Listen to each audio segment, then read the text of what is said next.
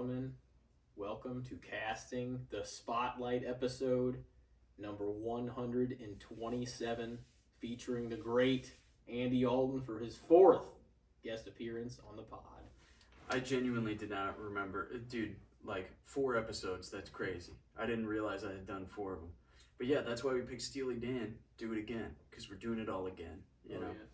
That's one of the few songs that has like a real sitar solo. You know what I'm saying? If we're talking about songs that have a sitar solo, you got to put Steely Dan up there. I can't even name another sitar solo song, you know? It's all about the guitar solo, you know? The sitar gets no love. Yeah, I know. What's the deal? Why is that? Why is that the case? You know, why not more sitar solos in mainstream music? You know, ask Steely Dan. Yeah, that whole album is good though, man. That's real stuff. Yeah, I've got into like older rock recently too. Hell yeah, dude. It's like Creedence Clearwater Revival is what like put me. There you go. Because I kind of grew up listening to them, but now like recently I'm like I'm gonna check out some of these albums again. Yeah, dude. All of a sudden I love like boomer music. You know, like I've been on these cruise ships, and really when it started for me was I used to work in a grocery store. I was a bartender at the grocery store. They had like a bar in the back, you know, and so I would pour beers for people while they shopped and everything. And oh, that's dope. Yeah, I want to shop there. Yeah, dude, the carts had cup holders, so you know people would come get a beer and do their shopping and stuff. And their radio there was just like, dude, it was just banger after banger, man. It was all stuff like that. It was like Steely Dan, Dire Straits, you know, Jimmy Buffett. Shit, we had the Scorpions. You know, there was all kinds of stuff on there. Foreigner, Loverboy, Hall & Oates, you know. Bro, thinking of the Dire Straits, I'm trying to think what song it was now. I think it was Money for Nothing. I'm thinking it might have been that one, but they have another really big Sultans hit of Swing. Yeah, that's might be. And it was redone recently by I think like Shooter Jennings. But growing up, we went down for youth season to like property my family owns, and it was me and my dad and my uncle Larry, and I think my brother was there too. And my uncle Larry was just got super drunk that night, and he turned on a Dire Straits song, and like me and my dad and brother went to bed, and this song played on repeat for like 4 hours. Hell yeah. We were just like, what is happening? And my dad went in, and he said that like the floor was almost shaking. He had it so loud just blaring Dire and Straits. He was just sleeping. Dude, yeah. With just that fucking song just on vibing. repeat. That's great. Have a Drink on Me by AC/DC. That's a big one for you guys too, huh? Oh yeah, and Thunderstruck. That's another big one. It's gonna kill me though. It might have been Money for Nothing, but is it the one where it's like you know? He's like Walk of Life. It was Walk of Life. Yeah, dude. That song the other day that came on, and I was on like a film set, and dude, that song to me, the image that it conjures is like a clown that just got off work, like a middle-aged clown laying on his bed smoking a cigarette. He's got his shirt off, but like his striped pants are still on, and he's just looking at the ceiling fan that's not moving while he just exhales a cigarette, you know, and the Walk of Life plays.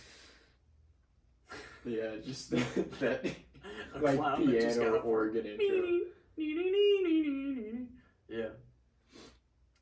Yeah, that's a hell of a song. Dude, I've been collecting cassette tapes. You know, I've been traveling around the country quite a bit, and I go into these little record stores, and I collect cassette tapes. So that's one of them. I got the Dire Straits album with the guitar on the front. I think the album might be called Money for Nothing. But yeah, I got a couple of Jimmy Buffett ones. I got Beach Boys. Oh, the Beach Boys are I got classic. ZZ Top. That's another like boomer type of music. You know what's crazy about ZZ Top? And nobody ever told me this. There's 3 members of ZZ Top, right? Yeah. And you always think the beard is their gimmick. Well, there's one guy who doesn't have a beard, Yeah. and his last name is Beard. Yeah, dude, I thought that was insane when I first found that out. I was like, Yeah. How could I have not known that? this You dude know? just has a mustache, and his Yeah. last name is Beard. See, Yeah. that's how he contributes to the beard gimmick, though. You know, his last name. That's all he's got to do. He doesn't That's actually right. have to grow one. Yeah. He doesn't have to have one if he's got the name. Yeah. Don't you think he would have attempted? It looks like he actively shaves. Yeah. Just keep a mustache. Yeah. It would be a cruel karma joke if he was not able to grow a beard. You know what I mean? He was bestowed the name, but not the follicles. They're just Yeah. like, Frank, we gotta kick you out, bro. I'm Yeah. sorry. Yeah. That's funny. Do you know Gillette offered them like millions of dollars to do like an ad for them where they shave their beards and they turned it down? Damn. That is awesome. That's like even cooler than them doing the ad. Like the fact that Yeah. they like stood strong in that. You gotta live by your gimmick. Like it's part of our image, man. Yeah, dude. So here's the thing about my whole tape journey. So I was in South Bend, Indiana, and I bought a boombox. You know, and it was like it was probably a '70s boombox or something. It was an old Samsung. I plugged it in at the thrift store to make sure that it worked, and the speakers worked and everything. So I was like, all right, cool. You got this boombox, it'll play tapes.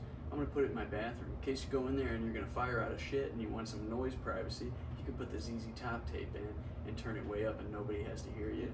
You know, do your business. We call it a boom boom box. You know, so I have the boom boom box in my bathroom. I thought it worked. I bought it in South Bend, Indiana.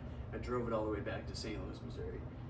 But when I got home and tried to put a tape in it, it doesn't work. So I go down the rabbit hole on Reddit about how cassette players work. And basically they're all belt driven. There's a belt inside them, but the belt is rubber.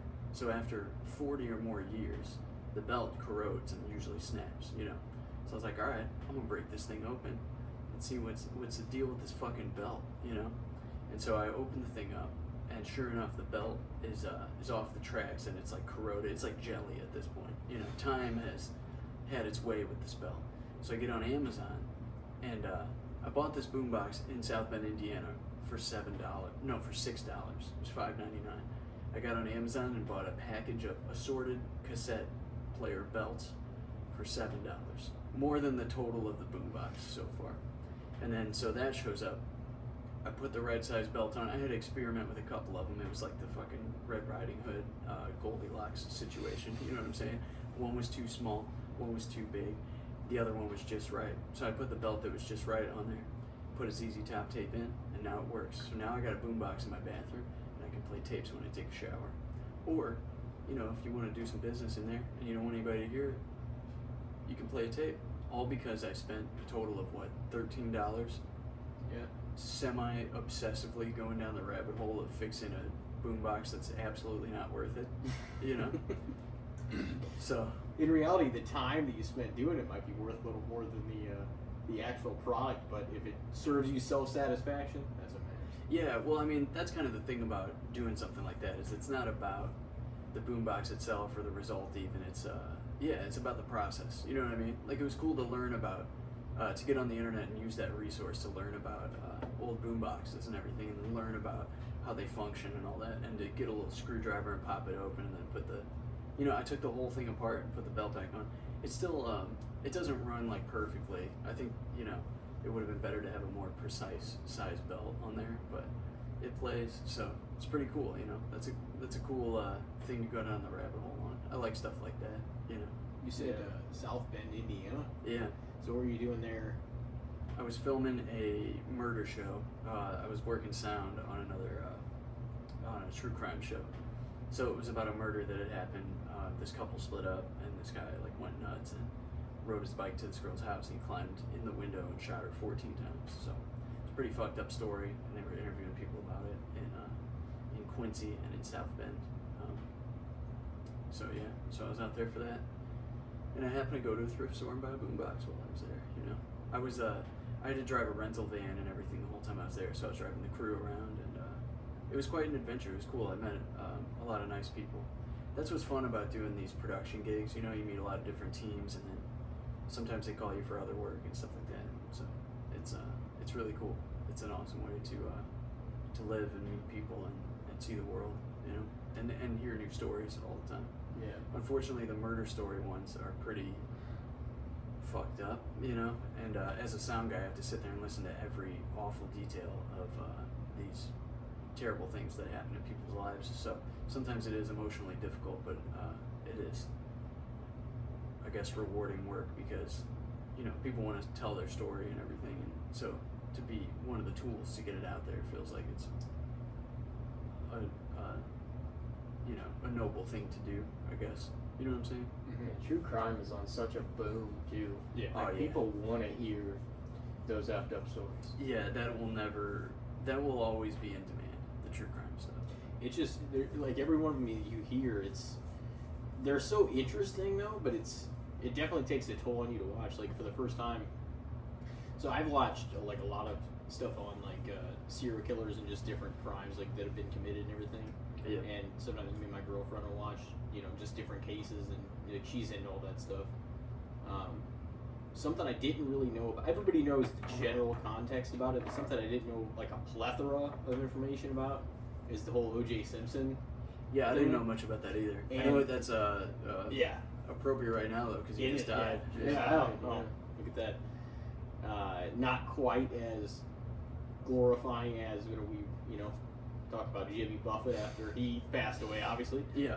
But I Made don't. that joke. I don't even. Was he have any songs? We could play an O.J. Simpson song in the I don't even think that I have.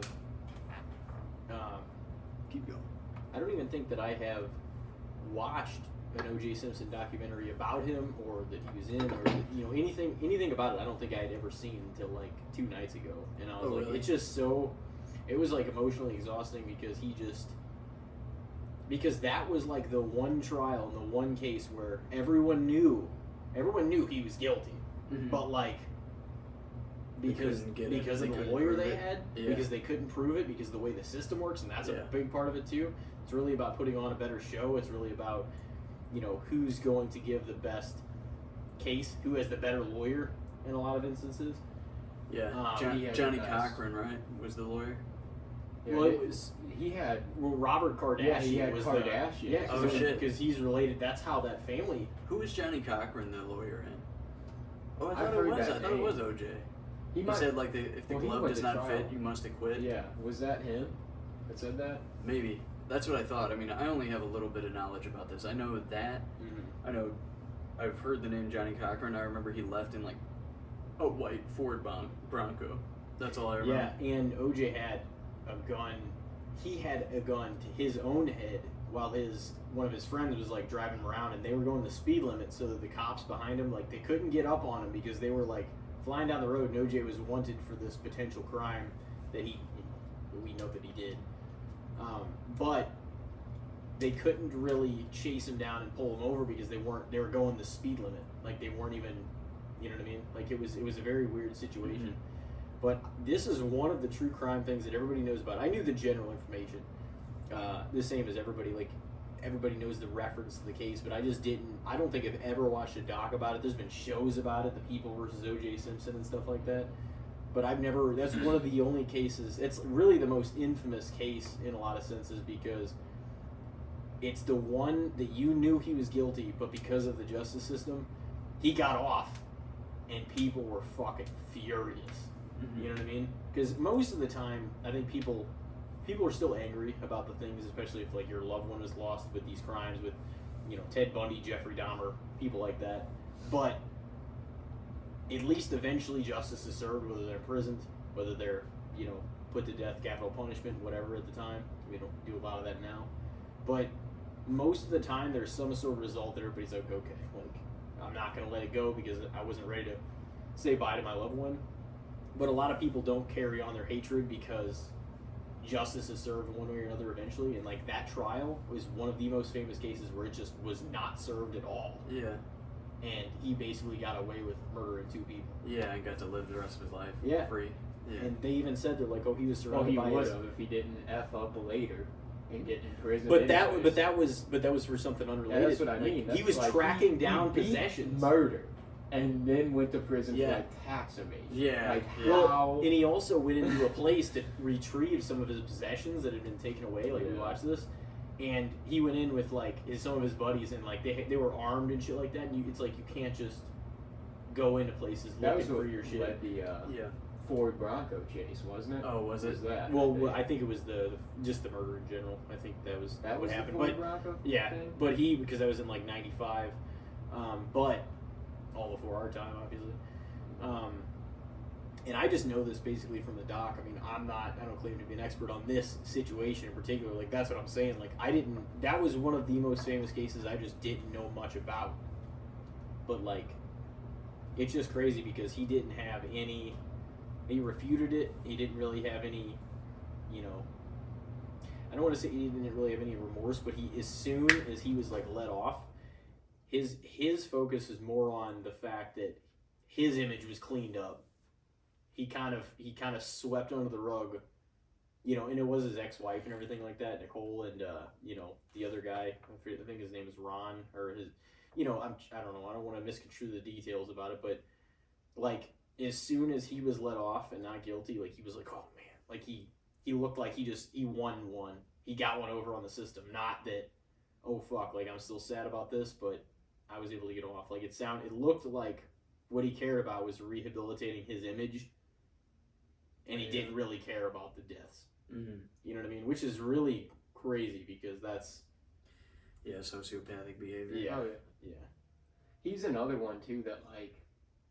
And I'm not, like, comparing any of them, but there were people that their names were stirred up in sexual assault, murder, trial kind of things. Athletes, you know, that ended up reclaiming their image. But like O.J. Simpson was like an all-star running back that was doing commercials and sponsorships, had his own tennis shoe, like these kind of things. And like once that trial went public though, it was like nobody remembered the fact that this guy was an all-star running back. It was just, that's the guy that got away with killing his wife. Like, everything else got away from him. Yeah, no, I don't know anything about his career. You know what I mean? No, he went pick one, round one of the 1969 NFL draft. Player. He was like the top guy of his drafting class. The Juice, that was his nickname, man. Yeah. OJ the Juice. Yeah. But anyways, yeah, not to get too sidetracked on the true crime aspect, but I was like, we just watched that, and that was one of the cases that I didn't know that much about. It was a high profile case. I mean, I knew the facts that everybody knows about it, the Ford Bronco thing, and the, you know, all of that. But like, I didn't know a lot of the mundane, like just the little details, the little, you know what I'm saying. I didn't really know the intricacies of it. I didn't really know the full scope of, and I still don't. But that's why there's been so much stuff made on it. You know, but either way, it's kind of crazy because to this day, like he wasn't in prison when he died. Like it literally said he died as a free man. It literally said that he was in the news article that I saw about it, that I came up as like a banner like on my phone. It was like, oh, he was surrounded by loved ones and blah blah blah on the day that he passed away. And it's like, man, it's like that's I don't know about that. I don't know if he should have been a free man. Yeah, after he killed 2 people. Yeah. So. And there's, you know, a lot of cases where that's how it goes, though. You know, there's a lot of people that are stirred up in really heinous shit that end up dying a free person. It's the justice system. If you have the money and resources to get out of it, a lot of the time you can, you know, which is unfortunate. It is. That's why it's unfortunate because the justice system in general, if you have all the resources, the top dollar, the right lawyer on your side, you could be completely wrong and win the case over somebody that's completely right and can't afford the best lawyer. But Isn't that fucking crazy? It is fucked up. Yeah. That also is just like, how is a lawyer so good that he's like, I'll take this case where it was his best friend. Everybody's gonna know, oh, this guy is guilty of murder, but I'm gonna somehow sway the system enough to where... Well, yeah, if you think about it, I mean, it's really like the law, as much as you think of it as like black and white, it's really not. It's about proving to people that your argument is correct. So, I mean, it's really just like,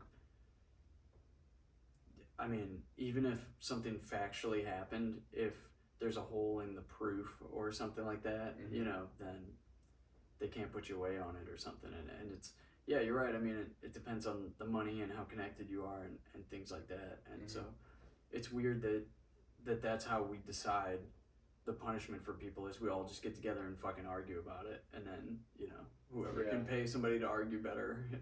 It sounds sad, and I think I brought this up before in the podcast, but like, there's holes in it, but the issue is, what do we have, or what could we have that's better?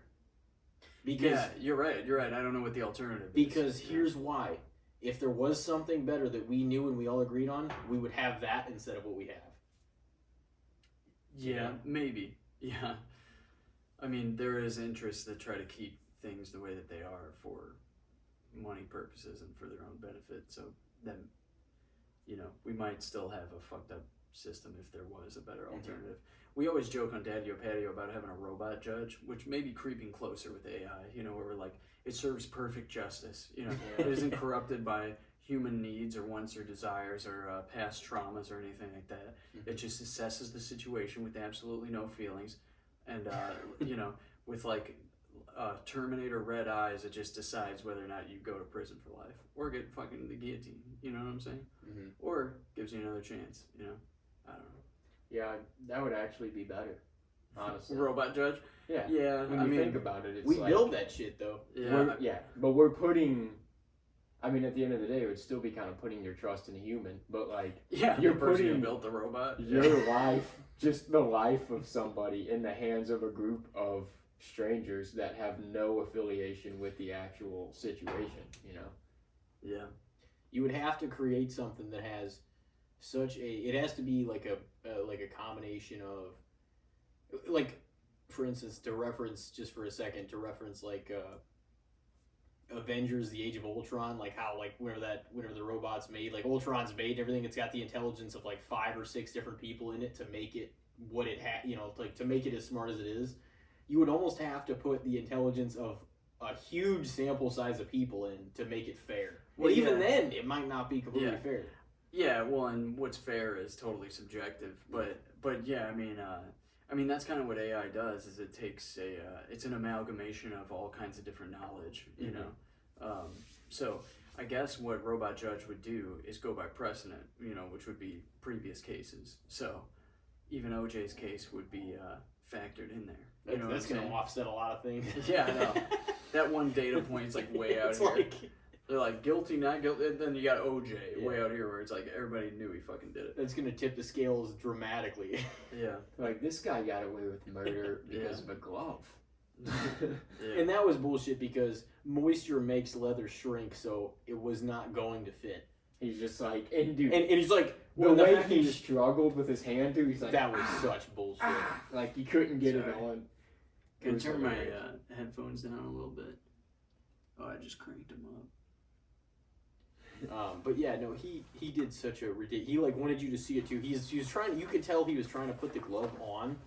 In the video footage, it was like he was trying to prove that he didn't do it, whatever. But he's like, just see, it doesn't fit. But he was trying to put the leather glove, over a pair of plastic gloves. And he's like, as soon as it didn't fit, he wanted everybody to see it. It's like, dude, you're trying to rush this process to make it look like you didn't do shit. But everybody in here knows. From the lawyers too.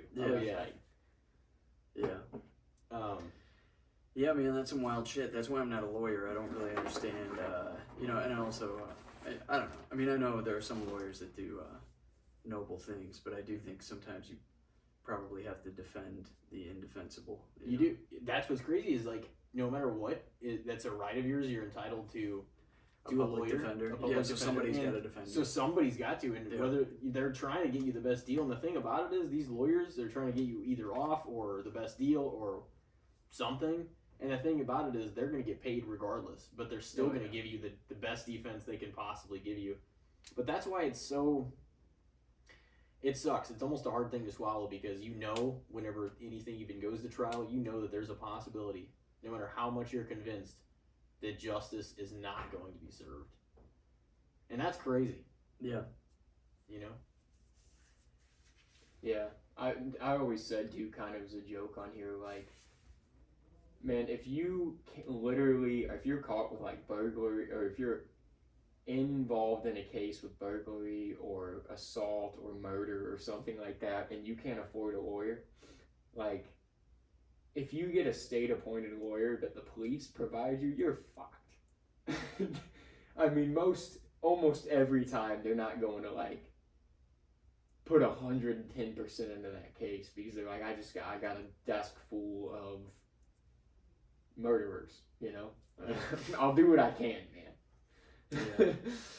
Yeah, I think then probably what they were trying to do is lessen like the sentence. You know, they're trying to, because sometimes when the proof is so, you know, over the top, the lawyer is just kind of like, we're not going to prove you didn't do it, but what we can try to do is bargain for less punishment, basically. Mm-hmm. You know what I'm saying? So yeah, but if they're like, I'm going to try to lower you from the death penalty to get life, I'd be like, fuck that. Give me the death penalty. Yeah, give me the chair guy. Oh yeah, no, at a certain point, electrocute me like a Metallica album cover in front of everybody. I'm not about to spend 60 years in fucking prison. Oh, dude, I know. No, I'd much rather get the, you know, I don't think many states, I don't know, I think almost everybody has outlawed the chair anyway. I don't think you can do that. The states that do still allow it, I think it's almost entirely lethal injection. I think there's one state that hasn't implemented it in a long time, but they still have it as a potential consequence. And I don't know for sure, but I think that's Texas. Oh, the death penalty? Yeah. No, probably... not the death penalty, but the chair. Oh. The chair. A lot of states still have the lethal injection. Texas probably has some crazy justice where they pull like a freaking long barrel revolver out and just shoot you in the heart. That's actually more, well, maybe not the heart, but like the head. That's actually more humane than being put to death in like a chair. Yeah. They burst through the saloon swinging doors with a long barrel pistol and 10-gallon hat. Yeah. That's a death penalty, boy. You shoplifted. You know we had cookies from Walmart. You had a gram of weed on you. Yeah. Put them to death. I saw you shoplift those Pepperidge Farm Milano cookies, and now it's time to pay. And he pulls out a long gun like Dirty Harry and squeezes the trigger. You could just give them $5, but they're set on you. It's too late. It's too late. The transgression has been done. See, this is also how Robot Judge is going to operate, too. They're going to have a Robot Judge in Texas. It's going to be a Terminator with a cowboy hat. Yeah, they're going to put a cowboy hat on that. It'll still be a naked metal skeleton with glowing red eyes, but it's going to have a long, old pistol, and it's going to shoot you for the smallest thing. The littlest. We'll just have a shotgun as one of his arms. Yeah. Yeah. Damn. Yeah, that'd be awesome. We went down the rabbit hole of the true crime, huh? Yeah. All the way to Texas Robot Judge. With the cowboy hat. Yeah, Texas Robot Judge. Dude, that should be a reality show. Oh, shit. Yeah. Remember that time, wasn't it in the Green Mile that they didn't wet the sponge? Yeah. He sat in that chair for fucking ever just trying. Because he just wanted to see, because they're like, oh, it was that Percy son of a bitch. I never saw the Green Mile. They're like, you need Tom Hanks, Michael Clark Duncan. He was the one that was wrong, that he actually didn't commit the crime, but they put him on death row. And he had powers. Yeah, and he had special healing powers for people. And they caught him with two girls that somebody else, this Wild Bill character in the movie, had murdered. But they caught Michael Clark Duncan's character with the girls' heads in his hands, and his hands were bloody and whatnot. But he didn't do it. But he was caught he did it. Yeah, he was caught like he did it. And the Green Mile was what they called death row at the time. And obviously Tom Hanks is the star of the movie. And it was the mile was it was just green on the ground and everything. It was the last movie actually before I got hit by that car that I watched. It was the night before. And I've never watched it since then. Well, but not that has anything to do with the other. Have you talked about being hit by that car very much on this podcast? Not really, no. Do you want to talk about it at all? I mean, if you don't want to. I mean, I've referred to it, but I've never really gone too deep into it. Not because I didn't want to, but because I was like, oh, maybe eventually I'll even use most or some of an episode to tell the story, Yeah. Well, how do you feel about knowing that happened and coming back from it? It's crazy. It's been over 7 years now, and that is insane in itself. We're blessed to still have you, man. Well, it's still good to be here because if I wasn't, we're 2 years away from ever doing this podcast. Yeah, right. There'd be no cast in the spotlight. There wouldn't have been. Yeah. I mean, fuck, we still had. I had a few backyard wrestling matches after that. Because I think at that point I was pretty much wrapped and I was ready to, unless I was going to pursue the professional thing, I was ready to be wrapped to the backyard aspect for the most part. But then after that happened, I was like, and they had some stuff going on at my brother, Corey's friend's Dom's place and everything. I mean, you wheeled me out the wheelchair. Yeah, I wheeled you out. And then later that year I went and I performed at some of those shows. But like at that point, it was almost like me against me, like, because of that had happened and I got hit, for those that didn't know, by an SUV going 40 50 miles an hour down the highway in Florida in 2017 because I was jaywalking. That's part of it too, but nonetheless it happened. And the where was I going with that? But like the fact that after that happened and I made a full recovery, not just that, but I had to go through speech therapy and physical therapy, and it was 3 different kinds of therapy in the hospital, and I was there for about 3 weeks exactly. And I mean I could refer back to that in a second, but I was gonna say after I got out and it was, what's ironic is I had a trip planned in the beginning of March that year, and I was trying to deal with the particulars and everything with my dad on the phone a little before the accident happened and stuff, but I was supposed to come back to Missouri from March 1st, fly back to Missouri from Florida, March 1st to March 8th. My birthday was on the 4th, so I'm like, okay, well, I'll have fun with my friends. It's my 21st birthday, too, nonetheless. And so I was like, I'll do that, right in between. I'll be off for a week, fly back to Florida. But that conversation was so fresh in my mind, after I had the tickets situated, I got everything done, that whenever I initially woke up in the hospital, I think after I was in the coma and all of that, I thought that I was already in the middle of that trip because I was surrounded by, Papa, Nana, my mom, other people that I knew. Yeah. So I thought everybody was there because I was there locally, and I didn't think about the fact that I was still in Florida and not there. But the weird thing was, I had woken up the night of the accident because I remember a few people that I was texting. It was my brother's friend, Tyler Smirker, a couple of our friends. At some point I remember I think me and you either texted, or me and my brother and stuff like that. I got on the phone with my mom, but I remembered that night, and I was just telling everybody, oh man, this is so stupid. I don't know how this happened, and I did this and this. But the next day I was put into a medically induced coma because my body couldn't sustain the injuries without getting the help it needed, the nutrients, it being fed and everything. It was going to shut down because it was working so hard to stay alive. Yeah. And, so basically I was in that coma for 7 or 8 days, missed Valentine's Day. Basically from the 10th, I remember coming into the hospital, and I remember sort of instances being loaded into the ambulance from where I was in the parking lot or around, right after that had happened. And I remember kind of being awake off and on that night, February 9th, 2017. And then I don't really remember anything from the 10th because that was the coma. And then I think I woke up. I could be getting these dates slightly wrong. I mean, I would need to see in particular. My mom always said, she's I kept this journal of what happened every day and this and that. But I was I want to see kind of exactly what happened. But I know that I woke up either on I think it was on February 17th, maybe 16th, 17th, somewhere in there. So, but basically I was out for it was 7 days of my life that I don't remember a single moment from. That's totally crazy. Yeah. But I was alive somehow. But it's different whenever somebody's oh, what happened this random week in 2004? It's you don't remember. Yeah. But the difference is that you lived through it. Yeah, right. You know what I mean? You knew that it happened, even if you don't remember every detail. And that week, I don't remember a fucking single thing except the crazy dreams that I had. Which, I mean, I could spend a while on the way that felt, because that was some insane shit.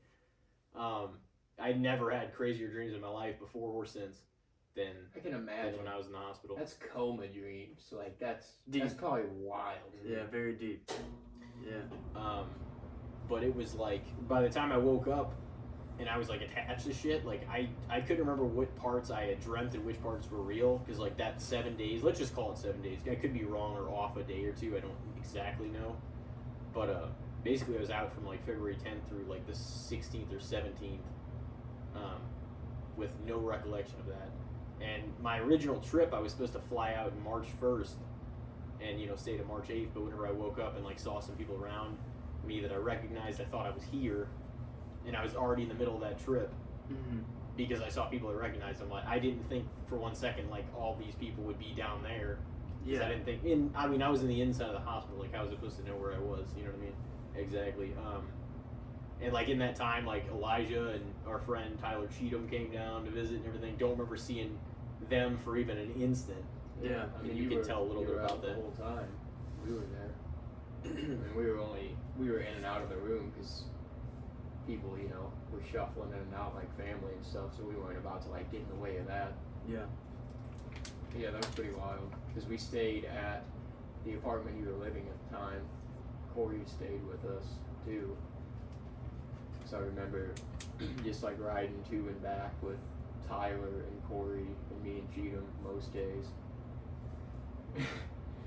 I like specifically remember stopping to get food on the way back from the hospital one night, and these people like hitting us up for money in the parking lot. They were like, "Hey, you guys, you think you're blah blah blah?" They're like, "We're on hard times right now and whatnot," and like none of us knew how to react. And Corey was just like, "Yeah, we're going through some pretty hard times too." Just like walked away. Yeah. Oh shit! But sorry. And I don't know. I was just gonna say, man, like that. Yeah, I mean that's such a wild experience that not a lot of people have. That you were in a medically induced coma for, that long, and that you don't remember an entire week, and I mean all of that's a very unique and crazy experience. So, it's almost like you died and came back. Yeah, you know what I mean? It's what it felt like.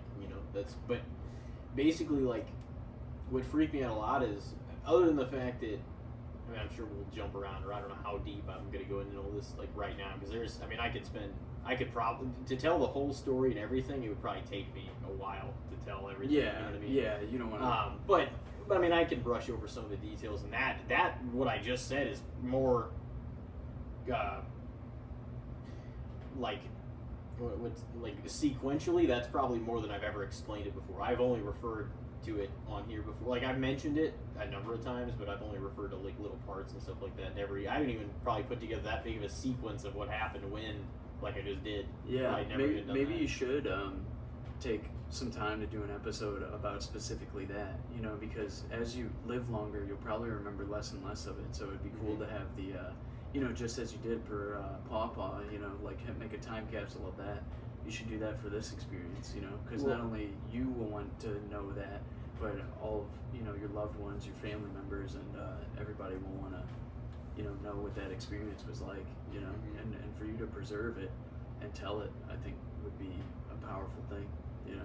I've thought about that before. I'm like, it would be something I would have to spend time on, and like, and obviously it's helpful because like Elijah was there for a few of the days and stuff like that, and he could maybe give you some perspective on, like what it was like being there as well, and maybe even somebody else that came down, or just whatever. But I would definitely have to bullet point certain things, and or see the journal my mom was always referring to, because I want to be able to make sure I was right on some of the dates and be able to kind of plot point when certain things happen. Your mom kept a journal of it? Yeah. And I've never seen it. Oh, never. Whoa. Never. Dude, you should do an episode and pop that journal open, man. But, I mean, I could do an hour just on the dreams I had. Yeah, yeah. And that was some crazy shit. Yeah. But I mean, if you want to share any of them, you can. But I remember making T-shirts. Story. Oh yeah, no. Well, that was insane, because, and I'm assuming it was just. I'll go into this for a second, but I'm assuming this was just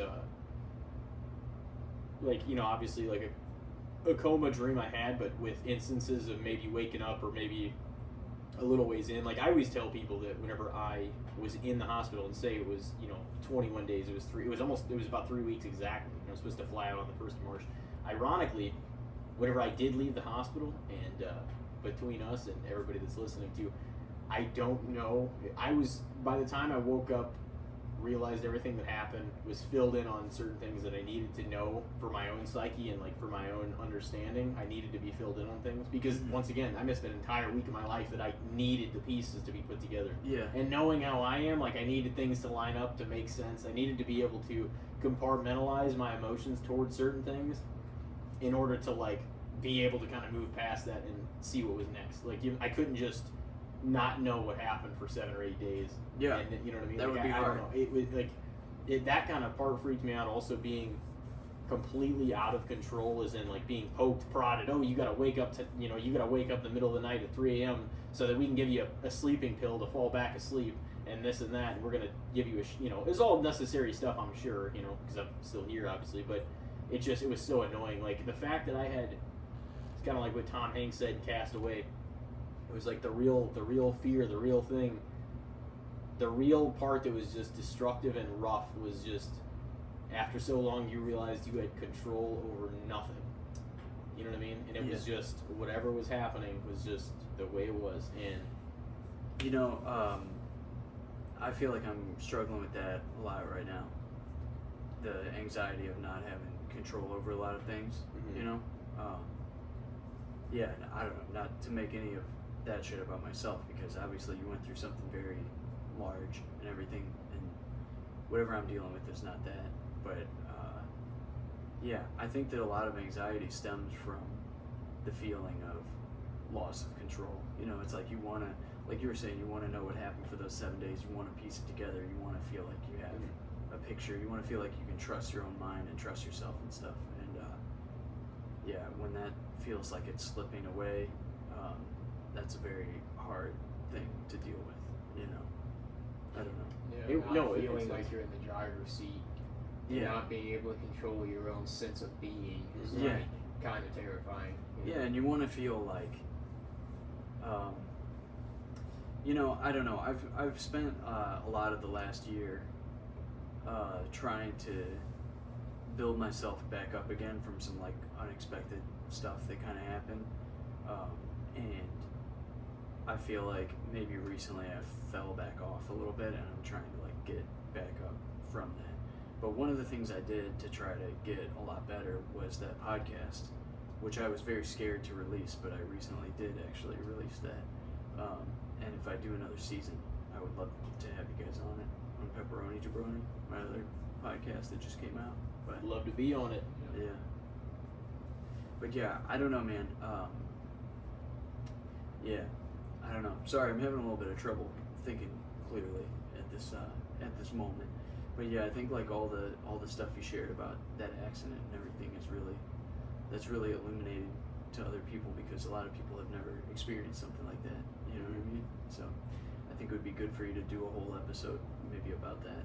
And, I've considered that before because I'm like, I think I can probably tell it all like the right way in an episode, but I probably just need an episode to do it. You know what I mean? Yeah. With bouncing off somebody else, and like I said, at least like Elijah would be here regardless. I mean, it would probably be the type of thing we'd have to do in solo form anyway. Yeah. Because it would make just you more guys. sense.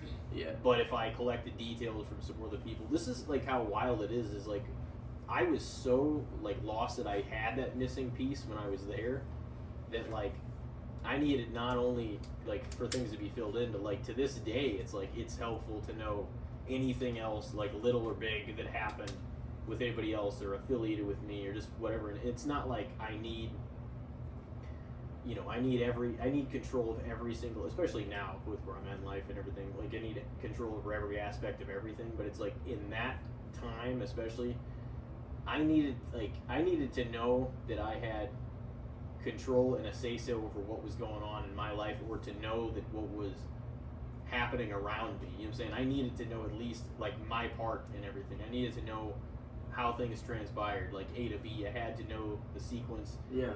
And I had to know, like, and to this day, it's like I still am, all ears on anybody filling me in on anything that happened during that time. Because the way I always tell people is, I'm like, basically my time was, in my own head, I split it up in every day. Sometimes was different. You know, some of the same days there was just some crazy shit that went on. But I also split it up in ways in 3 parts: the first week, the second week, and the third week. You know, and you know, we could obviously break down this probably another time. But the first week, whenever I was there, I mean, I was out. You know what I mean? With the exception of a few hours and moments that whenever I first got back and I was texting, there was probably 5 or 6 people that could have easily been the last people I ever talked to in my life. You know what I mean? And I remember who they were, and I remember generally what the conversations were. You're talking about when after I got hit, before I was put into the coma, which was the night of the 9th, because I went into work and it was about to be 5 o'clock, so I probably got hit around 4:45 that day, give or take, obviously. But it was February 9th, 2017, and, you know, whenever I remember even brief moments of, like, the ambulance and all of them, you know, the paramedics getting there and then loading me up, and then I actually kind of remember vague images, but I do remember images, like, of being loaded in there, but it was so in and out, and I mean, I was, you know, my shit was, I had a broken femur, a punctured liver, punctured spleen, I had lacerations of, you know, just marks and bruises and scrapes across all my hands, my face. I mean, they saw them. I didn't.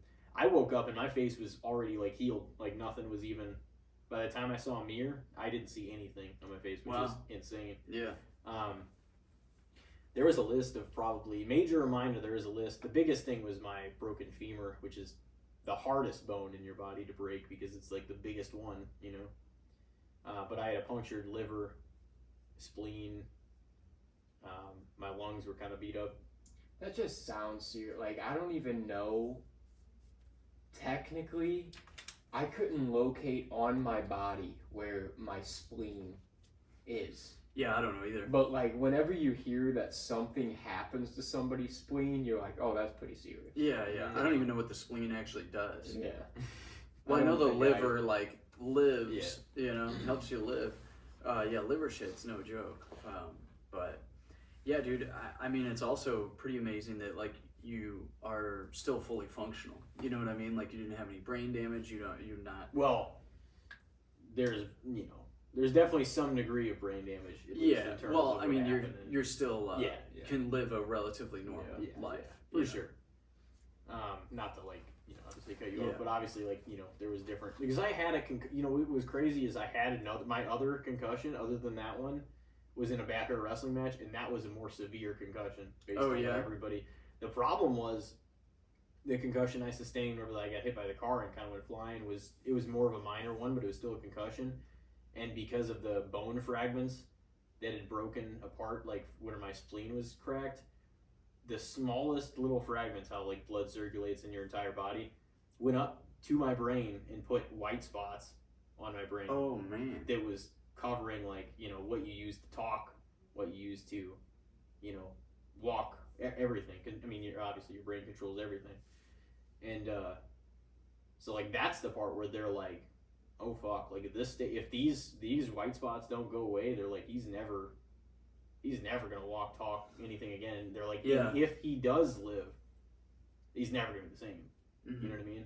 And that was the worst part of it. Was day, I want to say, like 2 through 4 or something like that. 2 through 5, you know, somewhere in there. In that first week, obviously, is when they would start calling people, and they're like, well, my mom and dad, like, flew down, like, within the first day.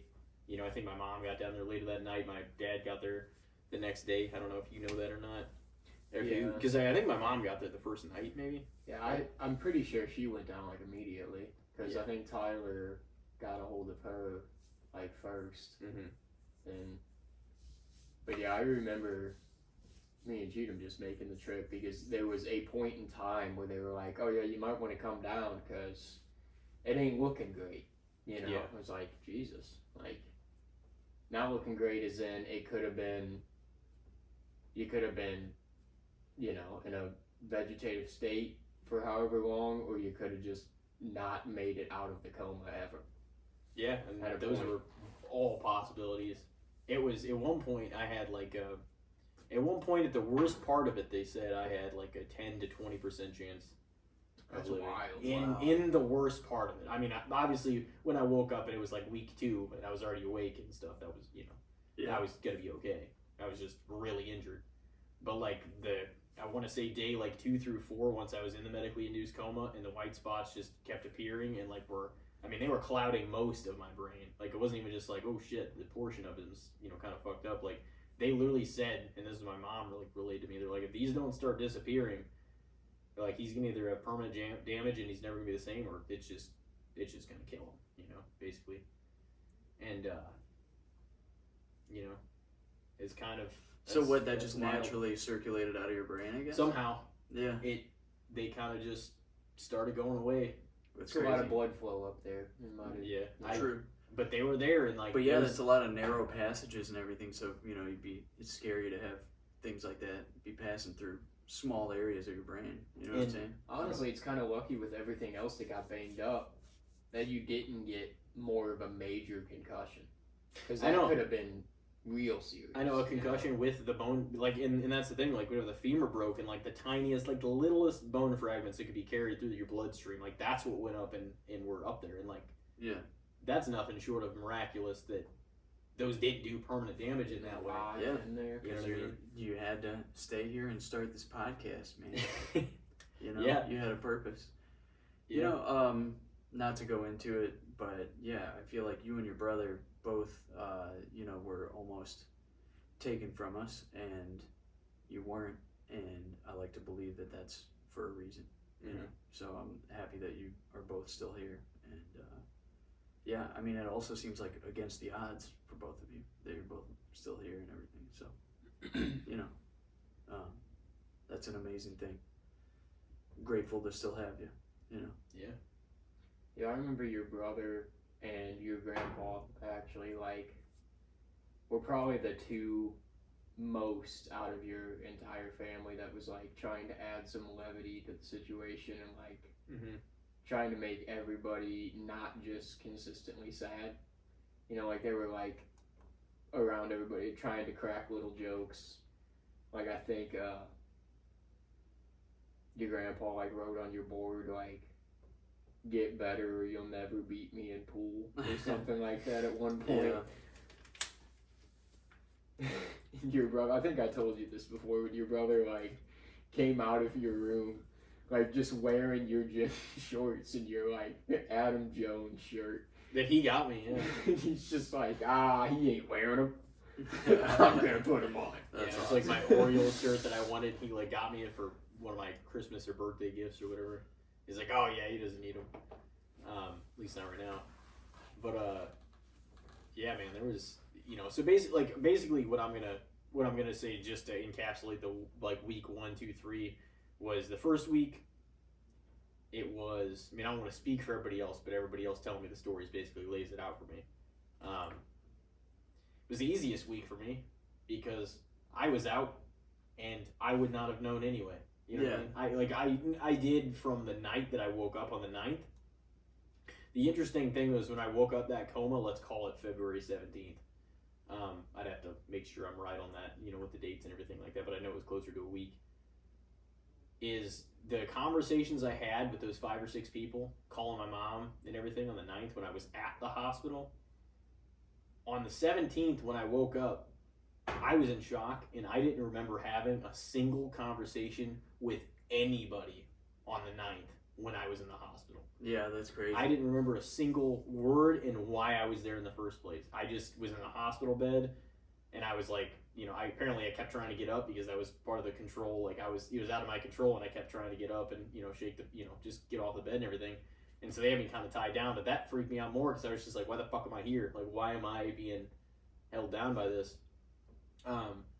Which kind of started like the second portion of it, the second week, which was by and far the fucking hardest part for me was that second week.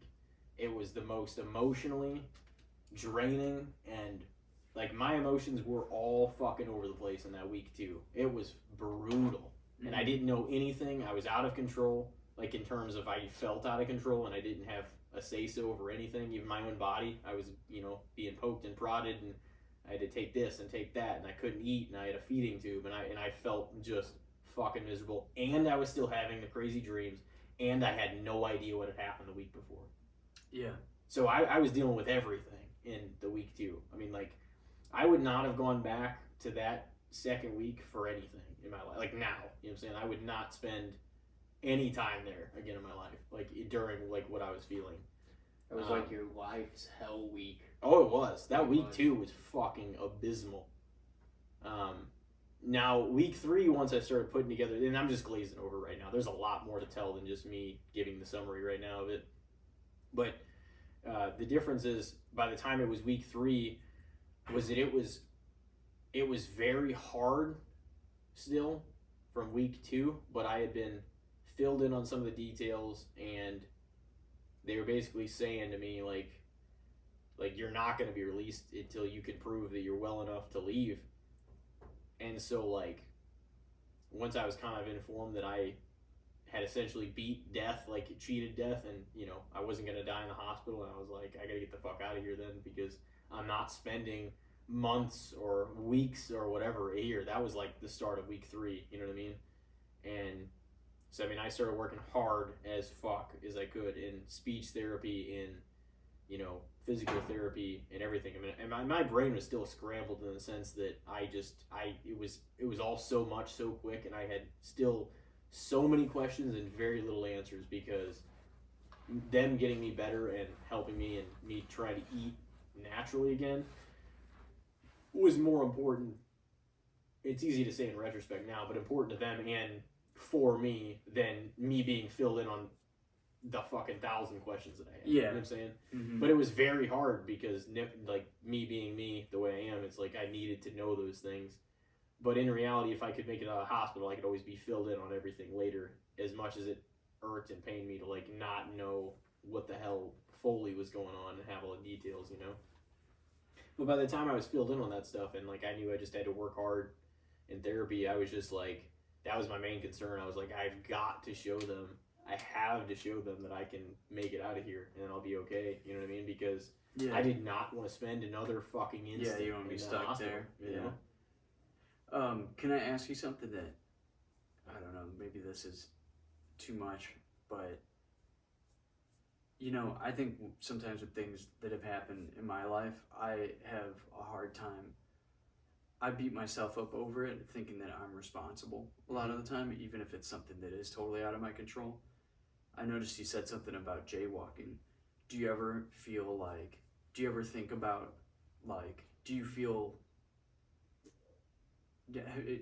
like it was, like, that you've forgiven yourself, or, you know what I mean? Because I've had, like, accidents, and I'm like, oh, if I was paying more attention, this wouldn't have happened or something. You know what I mean? Like, do you feel like that at all? Or do you even think about that? I don't think about that on, like, the daily or anything like that. Even, honestly, I can honestly say that there wasn't really a point where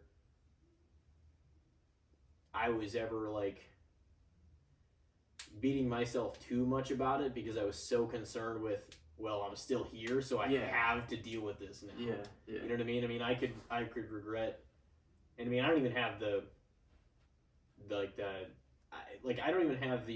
didn't even have the ability to look back and necessarily take all the positives out. I mean, maybe I guess I did in a way, but I don't even approach it. I would approach it differently now as I probably did then in like ways, maybe not, but like knowing that I had to deal with the situation after I had learned what had transpired, like I was just kind of like, I mean, that was my thought. I was like, once it happened, I was like, I have to deal with this now. But I didn't really beat myself up over it, because I knew I was, like, young enough and healthy enough to still probably recover. I just had hoped like hell I was going to be able to recover naturally, and I would still be able to have the same. And that's all, like, that is all that I put my effort into. Once I learned a lot of the things and was filled in on things, there wasn't really a point where I was like, oh my God, if I hadn't done this. I mean, it sucked, like, and I was so mad at first how little progress it seemed like I was making. I mean, I couldn't even move my leg. It was still in this fucking brace, and there was still staples and stuff in my leg from the thing that they had put on it, the cast and everything. And I was like, I just want to be out of this situation. Like, there was there was so much like dye and marks and everything on my legs, and I was just like, oh my god, I'm like, everything's gonna look all fucked up for like forever now. I'm like, everything looks, because you don't see everything getting better like yet. I just felt like I was so, it was gonna be something I had to deal with for such a long time, let alone being able to walk normally, let alone like being off the walker, you know, being able to think clearly and concisely. There was never really a point though that I will say like I just deathly like beat myself up over it, because I figured once I got myself into that situation, I was like, well, like in the hospital, I just remember thinking that, like, especially once I got my phone back and I knew what I had to do and stuff like that, and I was able to keep up with everybody, and people were like, oh, I'm so glad, you know, and everybody reached out, and like so much meant so much to me, like the people said and posted and everything, and I was just like, you know, it was kind of just what I said. I was like, if I posted that on my Snapchat one day, but I was just like if I beat all this that they said I did, and like everything happened the way it did, and I'm still here, I'm like, then I've got to get out of here, because I'm like, I'm not, like, then it was just, there was no question about it. I had to be healthy enough to leave. You know what I mean? I had to, because I didn't want to stay there any longer. You know what I'm saying? And like, they wouldn't release me until I was healthy enough to be released. And, but by then some of my questions started getting answered. I knew some things were a long way from being healed physically, mentally, you know, whatever. I mean, the cruel reality of it is, and this is how important, like, I'm not trying to sit here and teach everybody a lesson about like mental health necessarily, but what I will say is, like, I was seeing all that and the stuff people said and posted and reaching out to me and, you know, displaying how much they cared and everything like that. Whether I knew it, didn't know it, was surprised by it, whatever. Like, it gave me such a confidence to get up and get back out there. And so that week 3, it was, while it was hard, it was so much better and more inspirational to me than week 2 was, or my shit was all scrambled. I had a million questions and everything was out of my control. And like week 3 was very hard and very emotional, but it was like knowing what I had still left to give because I was still here. There was just never a second thought that like I wasn't going to be able to get better and like leave, you know what I'm saying, and like get out. I just didn't know how soon that was going to happen. And ironically, after all of that, thinking that I woke up in the hospital, or thinking that I woke up and I was home, and in the middle of that trip, ironically, I still ended up leaving Florida to go to Missouri on March 1st. Oh, whoa. Yeah. Of all the days. Trip. Yeah, that was wild. Yeah, of all the days. And I mean, it ended up being a little longer because I ended up healing up. And what's crazy is, I mean, I was still in a walker, and like by the time I got out of there, I was already doing my physical therapy. I already started it in the hospital, at least. But so when I went back home, and it was like March 1st, I was starting to walk without a walker already by like April 2nd. That's what's fucking insane. I'm like, because I spent probably a week or so on the walker. That second week too, I don't even know if I really got on the walker or anything on a week, or crutches, you know, nothing like really on week 2. I mean, they might have wheeled me out, I guess, a little bit, but I couldn't even really, maybe towards the end of the second week. But I just remember them shifting me hospital rooms, and, you know, going from the ICU to like a regular room, and just, you know, all this other stuff. To me, where I was at too, like, and some people be like, oh no, you're only in like a few different rooms, or 5 rooms, or 4 rooms, or whatever. To me, it felt like it was like 12 different rooms. I'm not bullshitting. Like, to this day, I'm like, I remember the setting, or some of that could have been dreams. Like, it felt like I was in a number of different places, because some of it I had dreamt, and some of it really wasn't the way that I had thought it was. You know what I mean? Yeah. But, you know, it was wild. Yeah, I remember my mom and your mom, just thinking about that now, when they collaborated on those like Timothy Tough t-shirts and all these different things, like it became a thing, like they raised money, like just thinking back on all that, like I'm sure that t-shirt's still somewhere in my collection, and I'm like, when you said it was 7 years ago, I'm like, Jesus Christ. Yeah. Like, it feels maybe like 40. That's what I was gonna say. It doesn't really feel like, it's been a while like removed, but it doesn't really feel like much more than like 4 maybe, or, you know, maybe a little bit more or whatever, but it doesn't feel like 7. But yeah, I mean, that's the way I split it up in my head, is like week 1, 2, and 3, and I mean, there was a lot of stuff. There was a lot of stuff that happened. Well, I think we may have accidentally done an episode about it just now. Yeah. Well, you know, we did. I think we probably spent. Yeah, we definitely spent a while probably about it. half an hour on this. I'm Yeah. sure, or for the most part. I know you guys Yeah. kind of contributed your piece. but you should dedicate one entirely to it, Well, just I for could- yourself. I could spend time. I think I'd really have to look at my mom's journal and like look at maybe some Yeah. of the posts over again and stuff. And You should, man. I mean, that's like a transformative thing that happened to you. You know. but no, I to answer your question and kind of put a pin in that maybe for now. I don't know if we'll jump into any of it on the next part of this. We'll probably take a break here in a second. It's been over an hour. Yeah. But I don't know if I'll spend.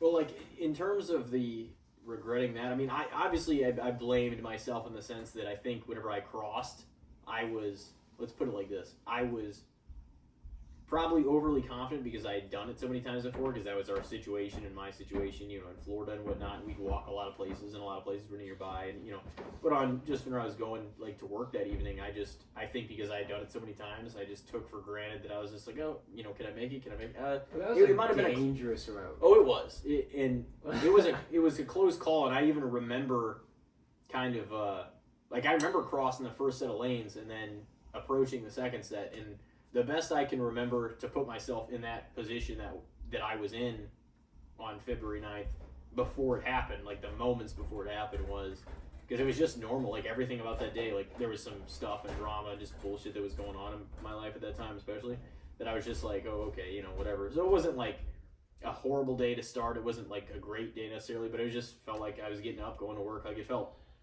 same as what everybody references on 9/11. They're just like, I just got up, you know, it was a nice morning, I went to work and blah, blah, blah. And that's kind of what I was doing. It wasn't the greatest, it wasn't the worst. I got up, took a shower, Yeah. I got my shit together, I crossed the first set of lanes, and I was just like, okay. And the best I can remember is it just must have been a lot closer than I had thought, because I was just like, oh, should I go? You know, and then by the time I crossed, it was just way too close. And I mean, I don't remember the moment happening whatsoever.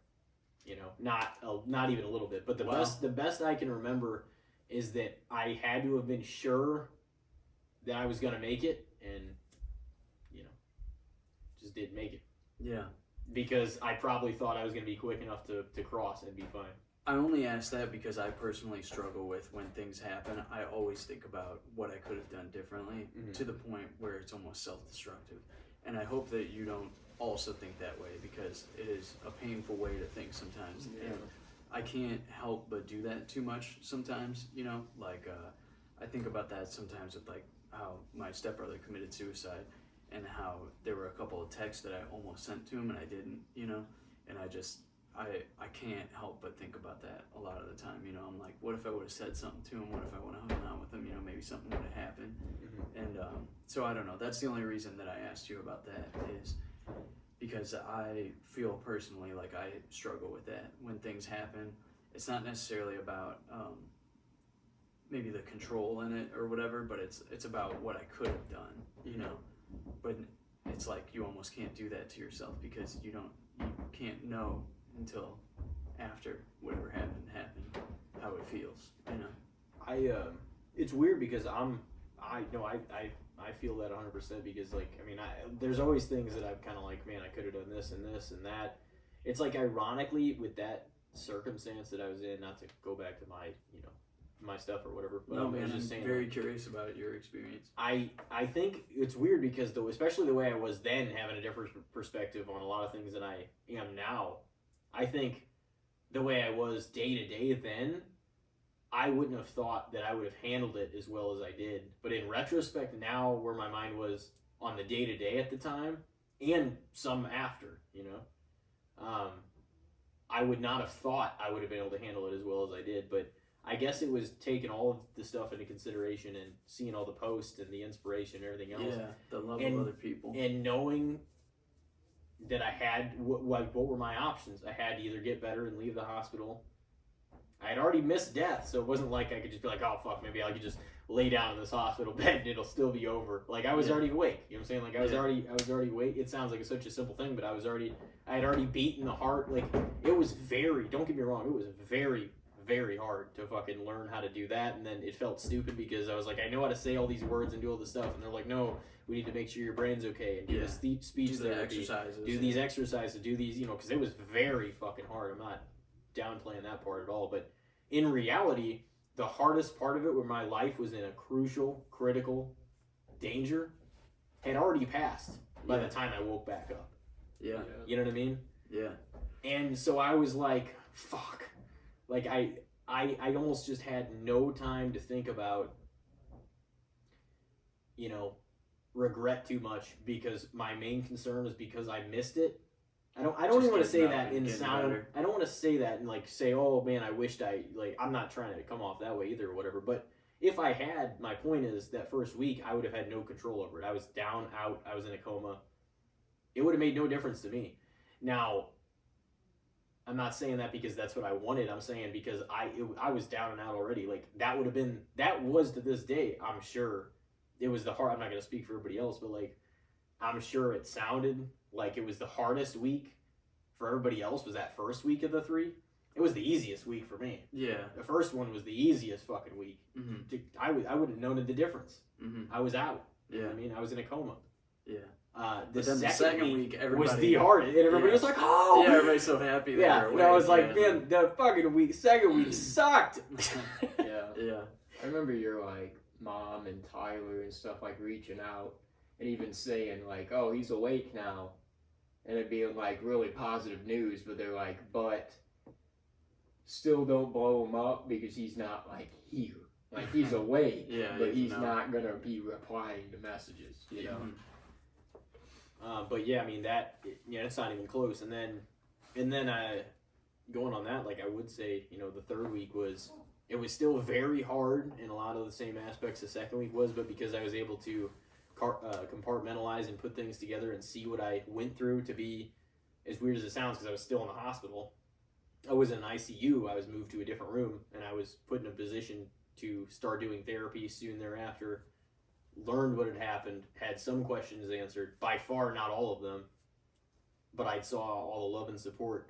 It was just as hard in aspects as the second week, but it was filled with love and inspiration that I was so distraught in the second week to not fully realize. Yeah. So by the third week, whenever I had to put all the pieces together and I had the capacity to be I've got to make it out of here. I was just inspired to fucking make it out and to be okay enough to leave the hospital. You know what I mean? Or to prove to them, and honestly, between all of us, and even my mom said this, and me and her looked at each other a couple times, really, and she said the same thing I was kind of thinking, is they knew how hard I was working in that third week and whatnot. And obviously we're glossing over a lot of details. I don't want to spend the whole time on this or anything, but at least yet. But they knew how hard I was working in that third week in speech therapy and physical therapy and in all of the stuff that I was doing, and I was able to eat again without a feeding tube and stuff. I think that's another thing that played into them actually releasing me as early as they did. I mean, if I clearly wasn't ready, they wouldn't have released me. But even my mom said, she's like, Timothy, she's like, she's like, I don't think they should have released you as early as they did. And I was like, I don't feel like they should have either. But they knew that I wanted to leave. Yeah. And whenever one of my last therapists in there was talking to me, and she's like, going over everything with me. Oh, are you still feeling this? Or are you still feeling that? Or are you still, she was asking me just emotional questions and stuff like that. And I was breaking down emotionally in the hospital because once I saw everything that everybody was posting, and I knew the question she was asking me was leading me to, she was trying to gauge if I was actually ready to leave. I knew that was leading me there, and I was like, wow, the hospital stuff is one thing, but being back released into public and going home and healing and being able to see everybody, that was going to be a whole other thing, you know what I mean? So the fact that I was going to be able to leave and see everybody again, I was like, that was so much emotion, I couldn't even handle it, you know what I mean? And, but they saw how hard I was working and how much I wanted to improve and everything, and I was grateful I was able to leave as early as I did, because I mean, that time in the hospital was hell for a while. You know, it was very hard. I would not go back to, especially that second week, for fucking anything. I would not go back there. Like the way I felt, the dreams I was having, how out of control and helpless I felt. I wouldn't go back to that place. You know what I mean? It was bad. I mean, there's a lot to take from it. I'm not gonna. It happened. You know. Yeah. It's just. I do not envy that time at all. Yeah. So, because I felt so out of control, and it, like the narrative and the whole, like what had happened and everything, I was just like, man, I have so much to do. Like it just felt like so much so quick. But yeah, it's been 7 years now. That's fucking crazy. That is fucking crazy. Yeah. So. I would say, on my perspective, it was one of my most memorable and least fun trips I've ever done. Yeah.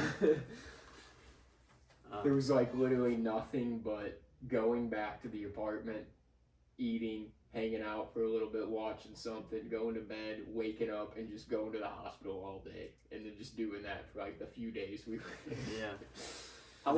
That's a real friend, man. Like you being there by his side and Yeah. everything like that. That's real shit. That's beautiful.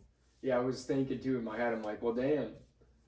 Once you were like awake and stuff too, I was like, well, shit, man. If we would have known that, we could have went down the second week. We went down the time he was out. Oh, that second week, I would not have been happy. I was fucking cussing the nurses out. I was pissed. I was mad at everything. Oh man. And but yeah, you guys, how long have you guys been down there? I think like 3 or 4 days. Okay, yeah. And I woke up like probably like right after you guys. I think got it was like back. 1 or 2 days after we were back. Yeah. Damn. Oh shit! You guys want to go to a break? I gotta pee. Like, Yeah, I I gotta gotta pee so I do bad. too. Yeah. All right. Well, we'll press this pause button, right? We'll see if it Oh, works. yeah. I Press hope that so. pause. If not, it's Pause. gonna be very anticlimactic. Yeah. Let's see. Ladies and gentlemen, we are back. That's the facts, and we're drinking a Barks. Well, I am. You haven't popped yours yet. We are. It's time. It's time to get the good. Oh man, it shot in my eye there for a second. Dang. So it is time for some good, the bad, and the shits. Real quick, while we're on the topic of Barks, I just want to say, they say Barks has bite, you know? It does. It does. So that's like that sounds like a dog thing, right? But look at the packaging. You know, there's a dog nowhere to be found. You know? Mug Mug has has the dog. So Barks has bite, but Mug has the dog. It does have bite. Honestly, I think Barks and Pib are the ones with bite. Well, Yeah. just out of sodas in general. Yeah, Do you those guys are like remember- the ones. Those are like the main ones. Nothing else comes at you the same. Besides like a McDonald's Sprite. Oh, yeah. That's drinking true. That's drinking true. television static, you know? Dude, you know what really used to come at me? I know you guys might be too young for this. Do you remember Dr. Slice? It was like No. red. It was like blood. They used to have it at the at Ronnie's movie theater, and that paired with that popcorn with whatever toxic waste butter they put on there. Oh, it's fantastic. fucking tremendous. Yeah, dude, I've not digested a single bit of that from any of the movies. I saw Jurassic Park in theaters. That's how old I am. And I probably drank a Dr. Slice and had some of that popcorn. I don't think any bit of that has been digested. I remember you saying something similar to that. Yeah, dude, on, it's like like your first or styrofoam. second. Yeah. Well, it's just crazy what we used to eat in the 90s. It's like nutrition wasn't even like a factor. They were Yeah. like, dude, you remember Dunkaroos? You guys know about this? Mhm. Yeah, like Dunkaroos, man, that was like, I mean, it's basically like construction caulk in one side of it and then just fucking pieces of cookies in the other side. It's like, dude, it's, yeah. I mean, it's like eating glue. It's at least a sweet construction call. Oh, yeah, it is. It is good. I'm not saying it's not amazing. It's very good. But I'm just saying that there's probably no actual nutritional value in it whatsoever. So, you know. No. So for the good, the bad, and the shits, topic number 1. What do you say? Barks root beer. I feel like personally, goes a little overshadowed as far as root beer goes, for sure. So you would say it's underrated? Overall, yeah. I'm not saying that I'm giving it some love here. I'm not saying that it's the best even. I'm just saying there's been people that have talked about it and they act like they're not fond of it when every day of the week I feel like it would slap the dog shit out of Mug. Yeah. But yeah, I think you're right. I think Barks is much better than Mug. Barks is definitely better than Mug. It is. Yeah. And now, but A&W might, better than A&W Barks. might be it might have a slight edge over Barks. Like for instance, I feel like A&W, because the vanilla, the creamy foam, I feel like it makes for a better root beer float maybe than the other ones, but I don't know. I feel A&W's got their own damn restaurant. It does. Though. Is Barks It doing does. that? I don't think so. But the difference is, I would go to the Barks restaurant, just to be Yeah. clear. the difference is, I would say that A&W would be fair if somebody would be like, just the root beer, not the brand, but just the root beer. I'd say fair. But for Barks, I would say underrated. Yeah, I would agree that Barks is underrated. I will tell you, I'm going to throw a curveball in here, though. My favorite root beer is Fitz's. Have you had Fitz's? Mm-hmm. Yeah. Fitz's is head and shoulders above all this shit. Their Cardinal Cream soda It's Yeah. good, yeah. is really good, Yeah, Fitz is Does not even in the same anybody- echelon. Have Fitz's that's not Missouri. I mean, it is a St. Louis thing, but yeah, I'm not sure how far they distribute, but yeah, I mean, it is mostly a St. Louis thing, I think. So say I feel like there's like some hometown bias, but it is. I don't know, because to me it probably is the best one too. But it feels like Yeah. there's a little more class Yeah. with that root beer. Well, you get your glass bottle, it comes with cane sugar. Feels like a premium product, you know what I Yeah. mean? But, honestly, I'm going to say, as far as like big mainstream root beers go, I think Barks feels kind of premium compared to the other ones. You got the silver can with the barrels on it. You know what I'm saying? It seems a little more premium than Mug or even A&W. I'm gonna say it. I think Barks is the best mainstream root beer. Wow. But I don't know. I'm gonna have to. It's a hot take. Yeah. I don't know though. I haven't done enough research. That's just how I'm feeling right now because I got a cold one in my hand. You know what I mean? So I'd have to come back to you on the research. But overall, I'm gonna agree with you that Barks is underrated. The for can sure. is nice. I will give it that. The can is sweet. Dude, it's been the same since. It's one of the few cans that stayed the same. I used to go to my grandma's house when I was in elementary school and drink these, and they Yeah. looked exactly the same. That's exactly me too. Like growing up as a little kid, I remember my grandma used to just have a fridge stocked with sodas. Yeah. And she would always have root beer, usually Yeah. Barks. Yeah, I feel like soda was like such a thing for like previous generations. So like old people just love that shit, you know?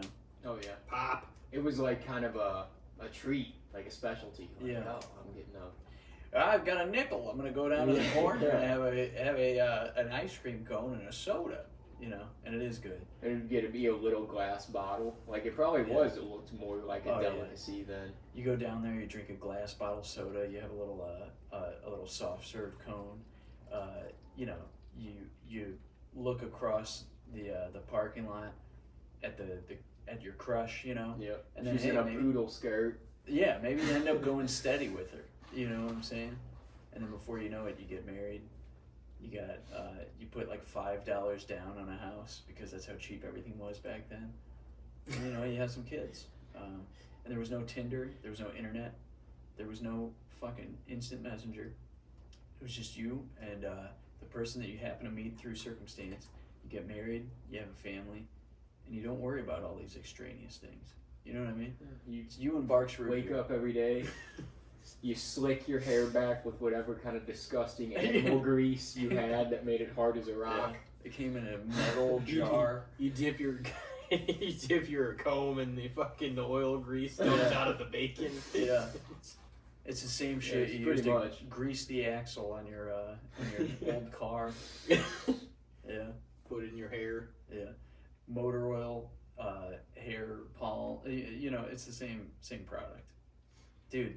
Yeah, dude, and that's crazy. And then you just go down and like work at the factory or whatever. Or you're a construction worker and you go stand on those beams with no harness. Yep.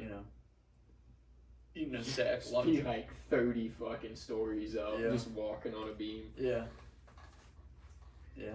What are you thinking about Barks, Elijah? Man, We really went far. What are you thinking about oil grease? Yeah. compared to the only, like, whenever we started thinking about the can, the only other soda can that I can think of that's like that sleek silver is Diet Coke and Diet Pepsi, and it's much better than those. Diet Pepsi's not a sleek can. It's some bullshit. Dude, yeah. Diet Pepsi is one of the lowest rungs of soda I feel like you can get. I'm with you. But that doesn't mean that I wouldn't drink one, you know. To be honest with you, I was off soda for years. And then I went on this boat that I was working on crossing the Atlantic. And these two dudes I was working with, they were just cranking the Coke Zeros every day. And then so I started drinking Coke Zeros with them. And we became boys. And then, you know, ever since then, I've been back on the sugar-free sodas. I was drinking Diet Cokes at sunrise in India. You know what I mean? Looking out at Mumbai, just being like, damn, I'm addicted to this shit now. Dude, yeah, freaking aspartame, man. It's got me in a headlock. And by that, I mean it's giving me brain cancer every day. Yeah, aspartame, man. Yeah, it's you can't enjoy anything without there being something fucked up. It's just gonna cause you harm. Though. Yeah, it's absolutely true. Yeah, it's crazy. I feel that way also. Like when I was in Thailand for a little while, you could feel that the food was like real. You know, it felt like it wasn't poisonous. Whereas like when you come back here, it feels like everything's like fucking like styrofoam processed. Like besides Dod's pretzels, of course. Dod's pretzels are amazing. But yeah, dude, look at her back there, man. She founded that shit all on her own. I love Yeah. Yeah. Dude, whatever they're doing out there in Montana or wherever she's at is like a masterpiece. They really figured out how to make some freaking seasoning salt, dude. Bro, they're almost like living in it. Like I feel like that area though, like Montana, Wyoming, the Dakotas, like they're almost like their own country. Oh yeah, In a way. Those are some of the only places in the United States I've never been. It's I like was just talking about untouched. that today. Yeah, It's I wanna go like see that. a lot of people own a lot of property out there without like their neighbors are like a mile away, Oh yeah, probably more than the mile. and like there's a bunch of Native American reservations and stuff out there. I love when a snack has a picture of the person who made it on the back. Yeah. Like I remember, like, do you remember Famous Amos, the little cookies? And Wally Amos is like drawn on the back. They make it look like he died like 200 years ago, but apparently he was like still alive. I think he's still alive now. Lance told me that, like maybe it was 5 years ago. Lance was like, "Dude, Wally Amos is still alive," and I was like, "What the fuck, dude? He's like a drawing on the back of the box. I thought he died hundreds of years ago." But yeah, dude, I love a picture of the snack founder. It's on the like back of the... Orville Redenbacher. He's on there. Is he alive? No, he's. Oh, okay. I was gonna say, don't Can't tell me come on. Orville's alive. Insane. I will completely lose my understanding of time and space if that is a fact. Honestly, I don't think his popcorn's even like I don't think it's even close to as good as like Act 2 and all that kind of shit. To be honest, Oh, damn. I don't think Orville Redenbacher. I'm gonna throw some shade his way. I don't think he's got nearly the fucking. Well, that's the thing. I don't think Orville he's got top 3 fucking microwavable popcorns. Is he microwavable? Dude, I always have seen Orville Redenbacher just as the kernels, and you make that shit on your own. They got do. microwavable They do. ones. Yeah, I mean, you have to. You got to keep up. Which even still, it's like it's funny. it doesn't feel like you're that much of a fucking genius if you're just selling the popcorn kernels. It's like I gotta make this shit myself. Yeah, Yeah. Funny. There's people that are convinced though it's gonna be a lot better over the stove than it is. It's like it's popcorn. It's cheap shit. Anyway, Dude, my mom's one of those people though. She used to pop that shit over the stove. No, dude, the forever. stove shit's worse. I feel like because then it's like it'll probably be burned on one side, down the bottom and stuff. You got that weird little foil thing that shit's weird, man. it's not even it takes longer. Right, You yeah. can get more burned. Yeah, You I'm know. sick of that shit. You know, I mean, like, like, I didn't even have a microwave until like this year. My mom bought me a microwave from Costco. I didn't even ask for it, but I'd been living, you know, just by using the stove and everything.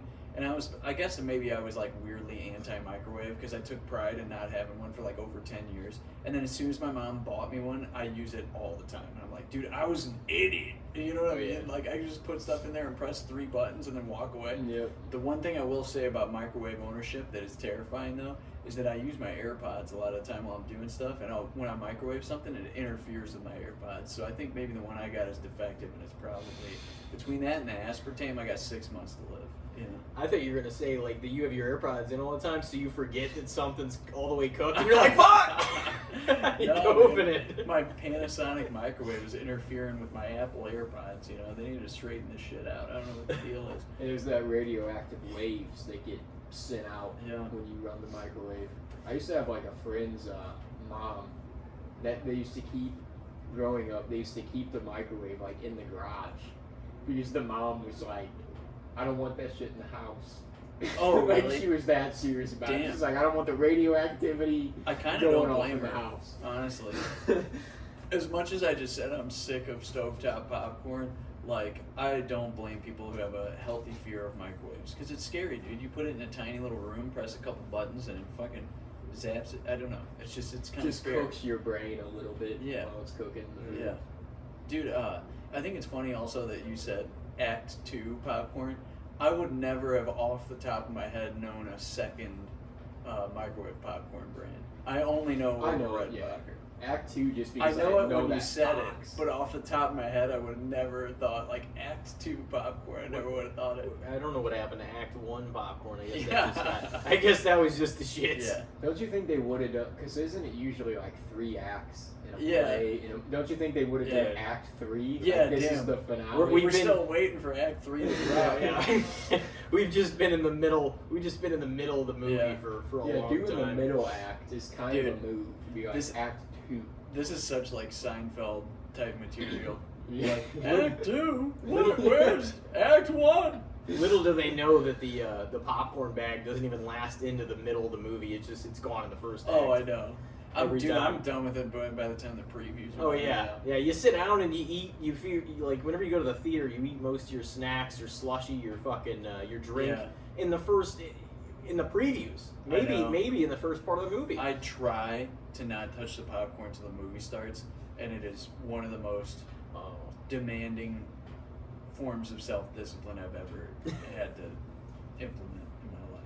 Well, that's when it's buttery and delicious too. It's the first, Yeah. first several bites. That shit it doesn't get on all the other layers. I don't care if they try to spin it around before they put the top layer on. I will say I've Mostly been on the seeing a top. lot of movies at the Alamo, and the popcorn there is just top tier. It's excellent. I want Top to go shelf. there still. Yeah, it's good shit. Yeah. It's amazing. The Alamo. Yeah.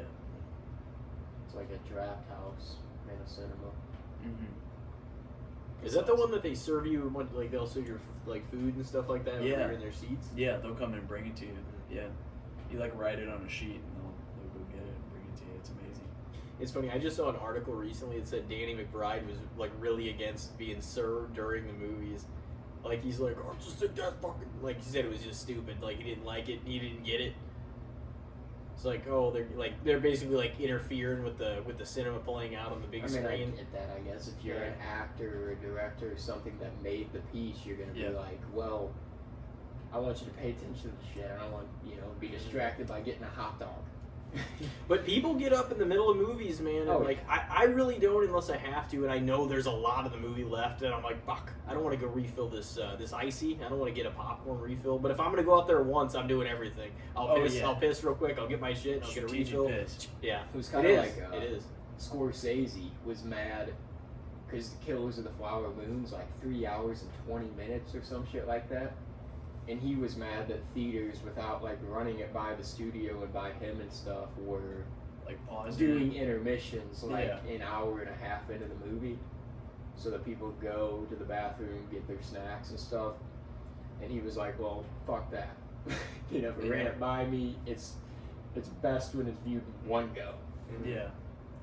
Well, I understand him being protective of his art, but at the same time, it's like, damn, dude, that's a whole lot of time to sit. It's like and see. people are going to get up and go to the bathroom and do it anyway. Yeah, you might as well build something in. Yeah, I saw that movie in theaters, and I saw Oppenheimer in theaters, and both of those felt like it took forever. You know what I'm saying? Somebody told me they were like more like Nappenheimer, which is such a dumb joke. But I did fall asleep during the court proceedings in Oppenheimer. I thought Oppenheimer was tremendous, though. It was good. It was long, but the court stuff was a little bit a lot. you know. But other than that, it was really good. Yeah. Robert Downey Jr. is tremendous in it. I mean, so is Cillian Murphy too. Like they were all. It was. I've still only seen it in theaters, but it was like. It definitely hooked you, and you know that was definitely one of Christopher Nolan's best films, I think, that he made, and that swept like the awards. It won like 7 Academy Awards or something like that. It was insane. Yeah, whole damn thing was great. Mm-hmm. Yeah, it felt like there was real. I mean, you knew there was stakes. I mean, this affected the whole world, but like you're like, oh man, this is. It made it feel big time again. You know what I mean?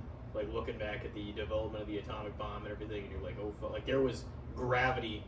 No pun intended, because Einstein was in it. Yeah. But there was like to the whole fucking thing. You're like, man, like it puts you back there, and it made it feel like it wasn't just a thing. It wasn't just a blow off of, oh, we're gonna drop this. Like it had, like there was real weight to everything that happened. Yeah, what I didn't realize is one of the things they were saying in it was that they didn't know if that bomb would set off a chain reaction that basically made like every atom do the same thing. So it could have like destroyed the entire world. And they were like, yeah, fuck it, we're still gonna test it. You know what I mean? Yeah. Which is totally crazy. That's nuts. To risk that much. You know what I mean? But they still did it. Mm-hmm. And then obviously they went a little crazy with what they did after that. You know, actually used it on Japan. That shit was nuts. Mm-hmm. Yeah, the only Well, they didn't develop it not to use it. That's the only thing, elected Missouri president that like was like, we're gonna fucking use it. I think Franklin D. Roosevelt would have used it though. He if would it had have been made, eventually. because they would have realized they had no choice. But the good thing is, I mean, it was rough because they're like, I love the line where they said, you know, they're like, oh, this is gonna change war, and this is gonna change this, and they're like, somebody pointed out, you know, you're not looking at, it's not just a new weapon, it's a new world. Yeah. You know what I mean? Because it was going to change everything, and everybody was going to develop them, and it was going to be everybody was going to have the nuclear power. Yeah, everybody was going to have the ability to do it, and it changed everything. Fortunately, since then, nobody's, you know, ever dropped something like that on anybody else. Yeah. Thank God. Yeah. Yeah, we're you know, it feels like now we're at a place where it's like, I wouldn't be surprised if that were to happen at any point. The whole world would be destroyed though. As soon as the next one gets dropped on anybody, the whole world's fucking gone. That's what I mean though. Because everybody would wouldn't defend their be allies, surprised. and then it would be obliteration. I don't know if I told it on this podcast. I'm pretty sure I probably did at one point. But my brother legitly got me with a prank.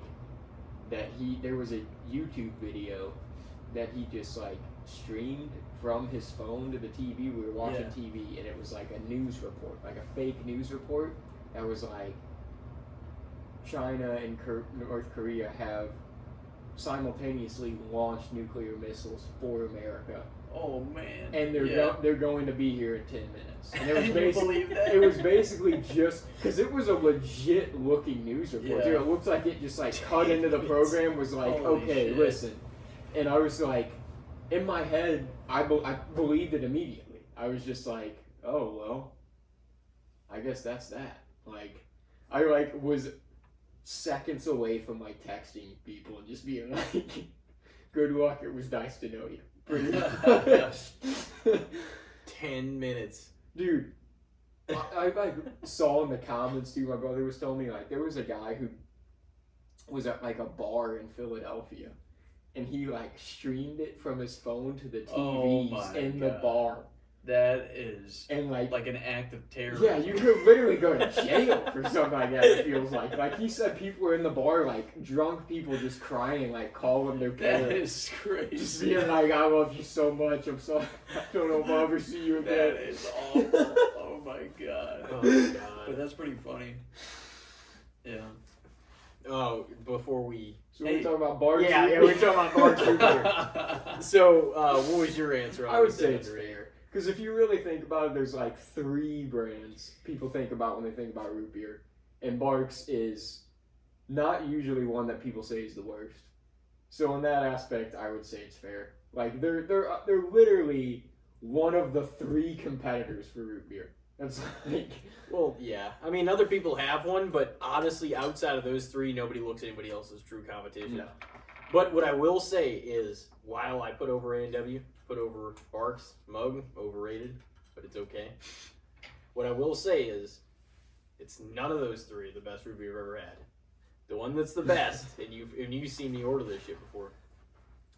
Okay, so in 2009, whenever Nana and Papa went to Hannibal, Missouri, they went to this place called Mark Twain Dinette, and this family owned, they made their own root beer and everything, homemade root beer there. This was the creamiest, best homemade, made with real cane, real sugar, actual good stuff, not corn syrup and a bunch of other things and additives and fucking other things that are thrown in. I remember a while back Elijah said this side note. Elijah said something, I forget what product we were talking about, but you're reading off a label and some sort of acid was in it. You're why the fuck would that be in there? Just for instance, the type of shit that they put into all of our goods and shit here. It's it's insane. Yeah. It is crazy. But this, so this couple, this family made their own root beer, and they brought me back this gallon jug, and it was just the best, creamiest, just delicious root beer I've ever had in my life. And it's not even fucking close. It was so good. A product like that, Barks can't compete with something like that. No, neither could A&W, neither could Mug. None of them were nearly as good as this. Mm-hmm. And so eventually I remembered what it was, or one of them told me, and so you could order a 24 pack of glass bottles to your house and everything like that. They would ship them from Hannibal, and so I did that a couple of times, and then shipping costs just went through the roof in the pandemic and everything. So I didn't do that any longer. But it was every bit as good as I remembered, and I was like, this is the best shit of all. That was the best root beer I've ever had, and it's just not even close. But now I've looked back on the site, and for some reason I don't even know if you can order it online anymore. So I'm like, fuck. If eventually I want to try it again, I'm gonna have to go down there myself and get a gallon jug or a few and fucking hightail it back. Yeah, if you're gonna make the trip for it, you better get. Oh, I'm gonna get 6 of them out. Yeah. But in case you're wondering, that's the best root beer of all time. I believe you. It's so good. I could hear the passion in your voice as you described it. Oh yeah, and I would not have went out of my way to talk about it unless it was. But we spent a lot of time in root beer, successfully more time than we've ever spent with this pod. So, what's your next topic? Well, I was just thinking about, I don't know why, but I've been reminiscing about different shit that we used to do in school or have to do in school when we were younger. And this isn't necessarily one we had. For some, it probably was, but I kind of enjoyed it. I don't know if they really even do it anymore. But what's your guys' feelings on school dodgeball?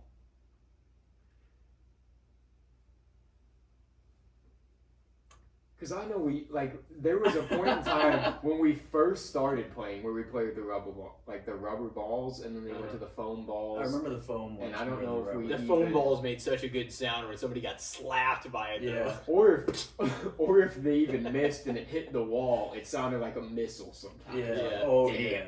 Especially if they had those pads on the wall, Dude, the reverb of the whole gymnasium when that foam ball hit that pad on the wall is an unforgettable sound. Also, the sound of there's that little ringing sound when you kick the kickball or whatever, or you know what I'm saying? Yeah. I'll never forget that sound. It's part of me forever. Yeah. But anyway. So it'll hum in the gymnasium. Yeah. The fluorescent lights in the gymnasium and the sound of the foam ball hitting the mat, I will never forget. But anyway, how do I feel about it? How do you feel about it? I don't know. I mean, it was fun. I would say, I don't know. I guess it's just appropriately rated, I would say. Yeah, I feel like it's fond memories of it. It's a very nostalgic school game, I feel like. Yeah. It's crazy that that's a pro thing. And there's people that are like, I'm a professional dodgeball player. That actually, to me, kind of makes sense because that's a game that it's very simple, but it involves a lot of skill. Yeah. You know what I mean? And you have to catch him and you can get it out. Personally, it was my favorite game that we played in gym. Yeah, it was pretty awesome. You could catch it, get him out. There was just a lot to it. You could, chuck it at somebody, smack him, get it out.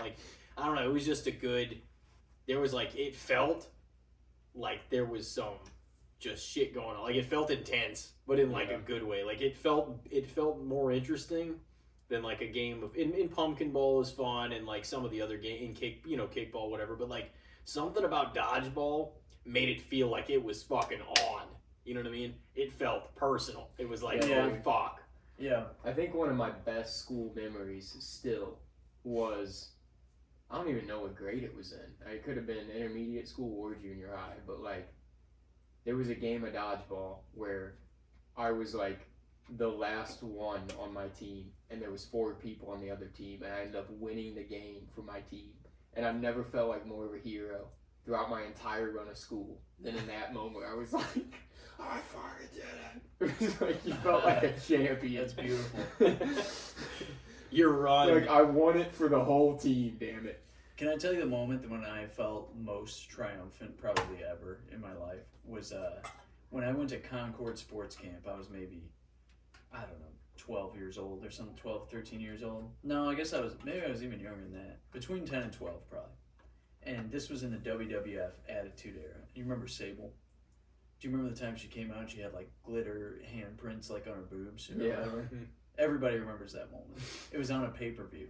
But anyway, I had that on a VHS tape and I brought it to Concord Sports Camp, and on movie day we had one of the cool counselors and he took the movie out and he put that in and fast forward to the part where it showed Sable with like just the glittery handprints on her boobs, you know?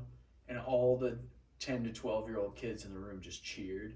And then since I brought the tape, everybody walked me around the field. They like lifted me up like a freaking pharaoh and walked me around the field because I showed them all. So like boobs. 12, that's a 12-year-old thing for sure. Yeah. Like he brought boobs, man. Yeah, dude. He's the And hero they were all of like the game. 8 mozzarella sticks and talked about it. It was awesome. Oh shit. Whenever King was like, he just Puppies! fucking lost his shit. Oh Yeah. Yeah, that was King's just era of just being an ultimate perv on the announce desk Yeah, all absolutely. the time. Yeah. All the time. Yeah. Oh man. Yeah, it was... Dude, nothing feels better, though, than, like, being surrounded... Like, in that age, like, area, too. Like, being surrounded by the peers that you worry so hard how they, like, feel about you and stuff. You want to, like, impress them all the time. And then to like, be the feeling hero. a moment of being the hero. To be the hero, to bring the boobs to them. You know? It's like I pleased the whole tribe, you know? They literally lifted you up. They did. They're like, oh. It was beautiful. I'll never forget that moment. I'm gonna say, because there's a lot of other games that people put over, I'm gonna say dodgeball is underrated too, to be honest. I think a lot of people love it, but I don't think it's a lot of people's personal favorite. And I always felt like it was mine. Did you guys ever play Monster Ball? Do you remember that game at all? It sounds familiar. I don't. It was they brought in, dude, we played this my freshman year, and we played it one gym class, and it was like so fucked up. They're like, we're never doing this again. But they just brought in like this giant ball where it was like taller and wider than anybody in the class.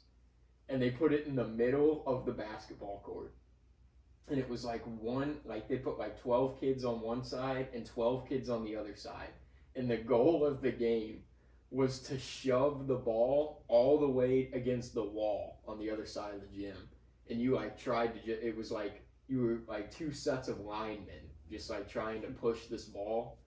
But like, dude, kids were like flipping over the ball, like getting smashed up against the brick wall. Like, we're never doing this again. That seems like it would form some chaotic like class sessions, you know? I remember there was a kid who sat next to like the soccer goal one time when we were playing indoor soccer, and someone kicked the ball super hard and it hit him in the forehead, and then the back of his head also hit the wall that was behind him. So it was like, and then he just walked around the field holding his forehead and the back of his head just like, because like both the front and back of his head just got like smashed. But he sat right next to the goal though, you know? I mean, it's like, dude. Yeah, what are you doing? Yeah. Which I feel bad about laughing about it, but Yeah, at first it was funny. I was like, whenever you said he got smashed in the forehead with the ball, I'm like, that's pretty damn funny. But then when you said he smashed his head against the wall, I'm like, oh, maybe not so funny. He was all right. It's okay to laugh at it because he was all right. You know, he's fine. What did you say on dodgeball yourself? I'd probably say fair because I feel like it is one of the most like, for our generation and generations before us, probably one of the most talked about nostalgic like schoolyard gym games that was played. It was like dodgeball and kickball were the most like infamous, you know. I will say, I'll share a story real quick about I mean, I don't remember, I guess, the fine-tuned detail to it, but like in middle school, like the gym right I want to say it was the South building, because I was in Mrs. Forshey's class at the time, and Corey was a freshman, so Nick, Nathan, and Vinny actually, they came over. It was in between, like, when the parade and everything had happened, but the game was still later on, and so they were still like lingering around. You know, none of them drove yet or anything, so they were still lingering around like the district, and they came over to the intermediate school, like, and we were still in session, and Miss Forshey knew Corey and everything, and so like they were familiar with the teachers, and I don't even remember exactly the reasons they came over there, but like he knew I was still in class, and they ended up letting them in and to play dodgeball against our entire class. It was Corey, Vinny, Nick, and Nathan against everybody because they were there and they just were allowed to stay there and contribute to gym class and everything. So it was basically them four against all of us. But I mean, just because of the numbers game, I'm pretty sure we ended up whooping their ass because of that. It was fun. Yeah, though. I mean, they weren't that much older. No. Like if they were like, it was like 9th grade to 6th. Yeah. So.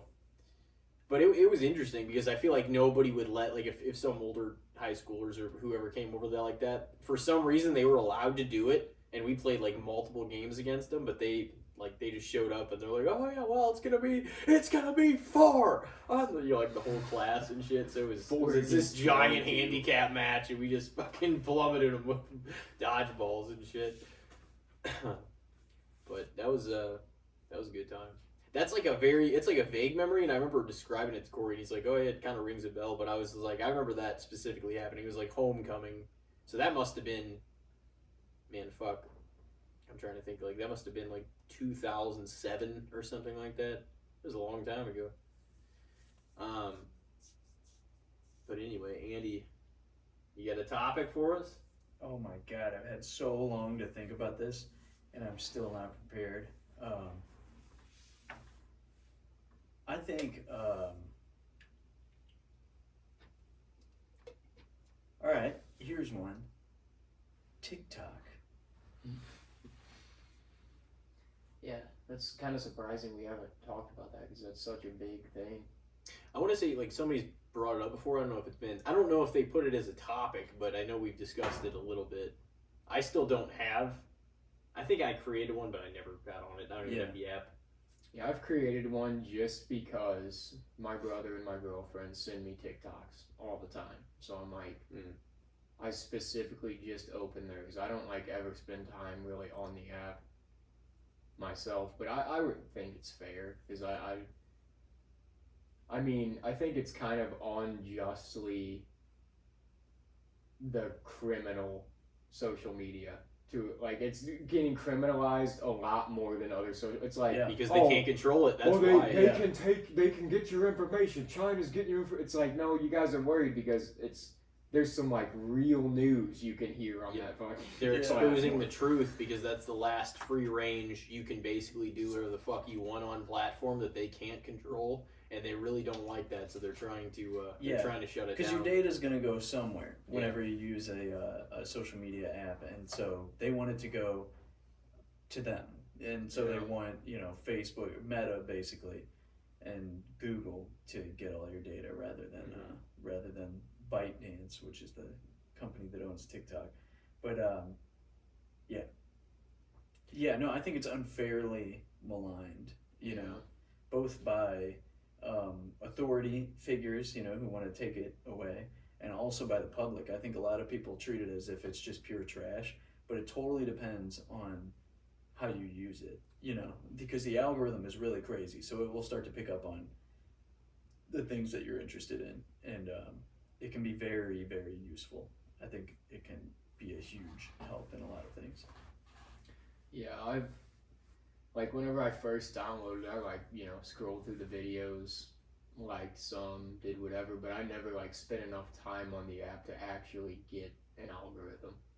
Oh, I did. I have.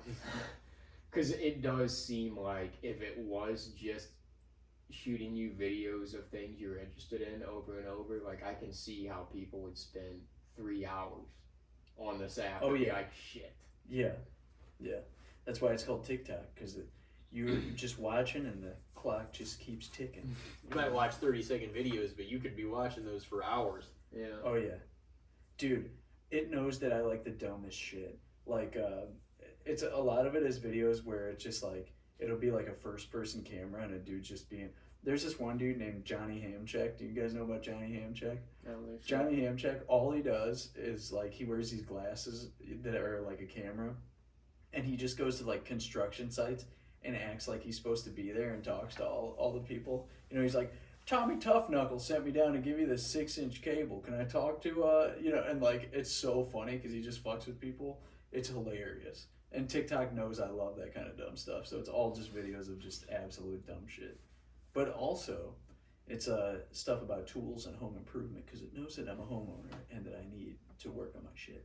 You know what I mean? So, also I buy vacuums on there all the time. I've bought 3 different vacuums on TikTok, and with limited, there's a spread. Some were good, some were not so good. But anyway, yeah. Yeah, I did not know that TikTok even had a shop. For the Oh, longest dude. time. Like my girlfriend's like, oh, I got like earrings from TikTok shop. I'm like, they got a shop? Yeah, dude. On TikTok? I got a handsome Squidward ID off of the TikTok shop. Yeah, that was always the plan. I feel like they baited us with the with all the funny videos, and then now it's just basically the shop. And everybody who thinks they're immune to that is wrong because I already have 3 vacuums. You know what I'm saying? So they'll get you. They'll find out what you want. Yeah, because if they know your interests, they're like, I can filter products that I know they're going to be like, ooh, this guy looks cool. Yeah. This guy loves vacuums. He can't get enough. I was looking at a Dyson today in Costco, and I was like, damn, with the price of all 3 of my TikTok vacuums, I probably could have just bought a real one, Because my vacuums suck. I don't mean that as a joke. I mean, they're not as good as the Dyson. What? I need to get that fucking Dyson. Sorry. The Dyson ball that you can just 360? No, I was going to get like the one that looks like the Halo gun. You know what I'm talking about? The one you like hang on your wall. Yeah. It looks like the Halo needle gun.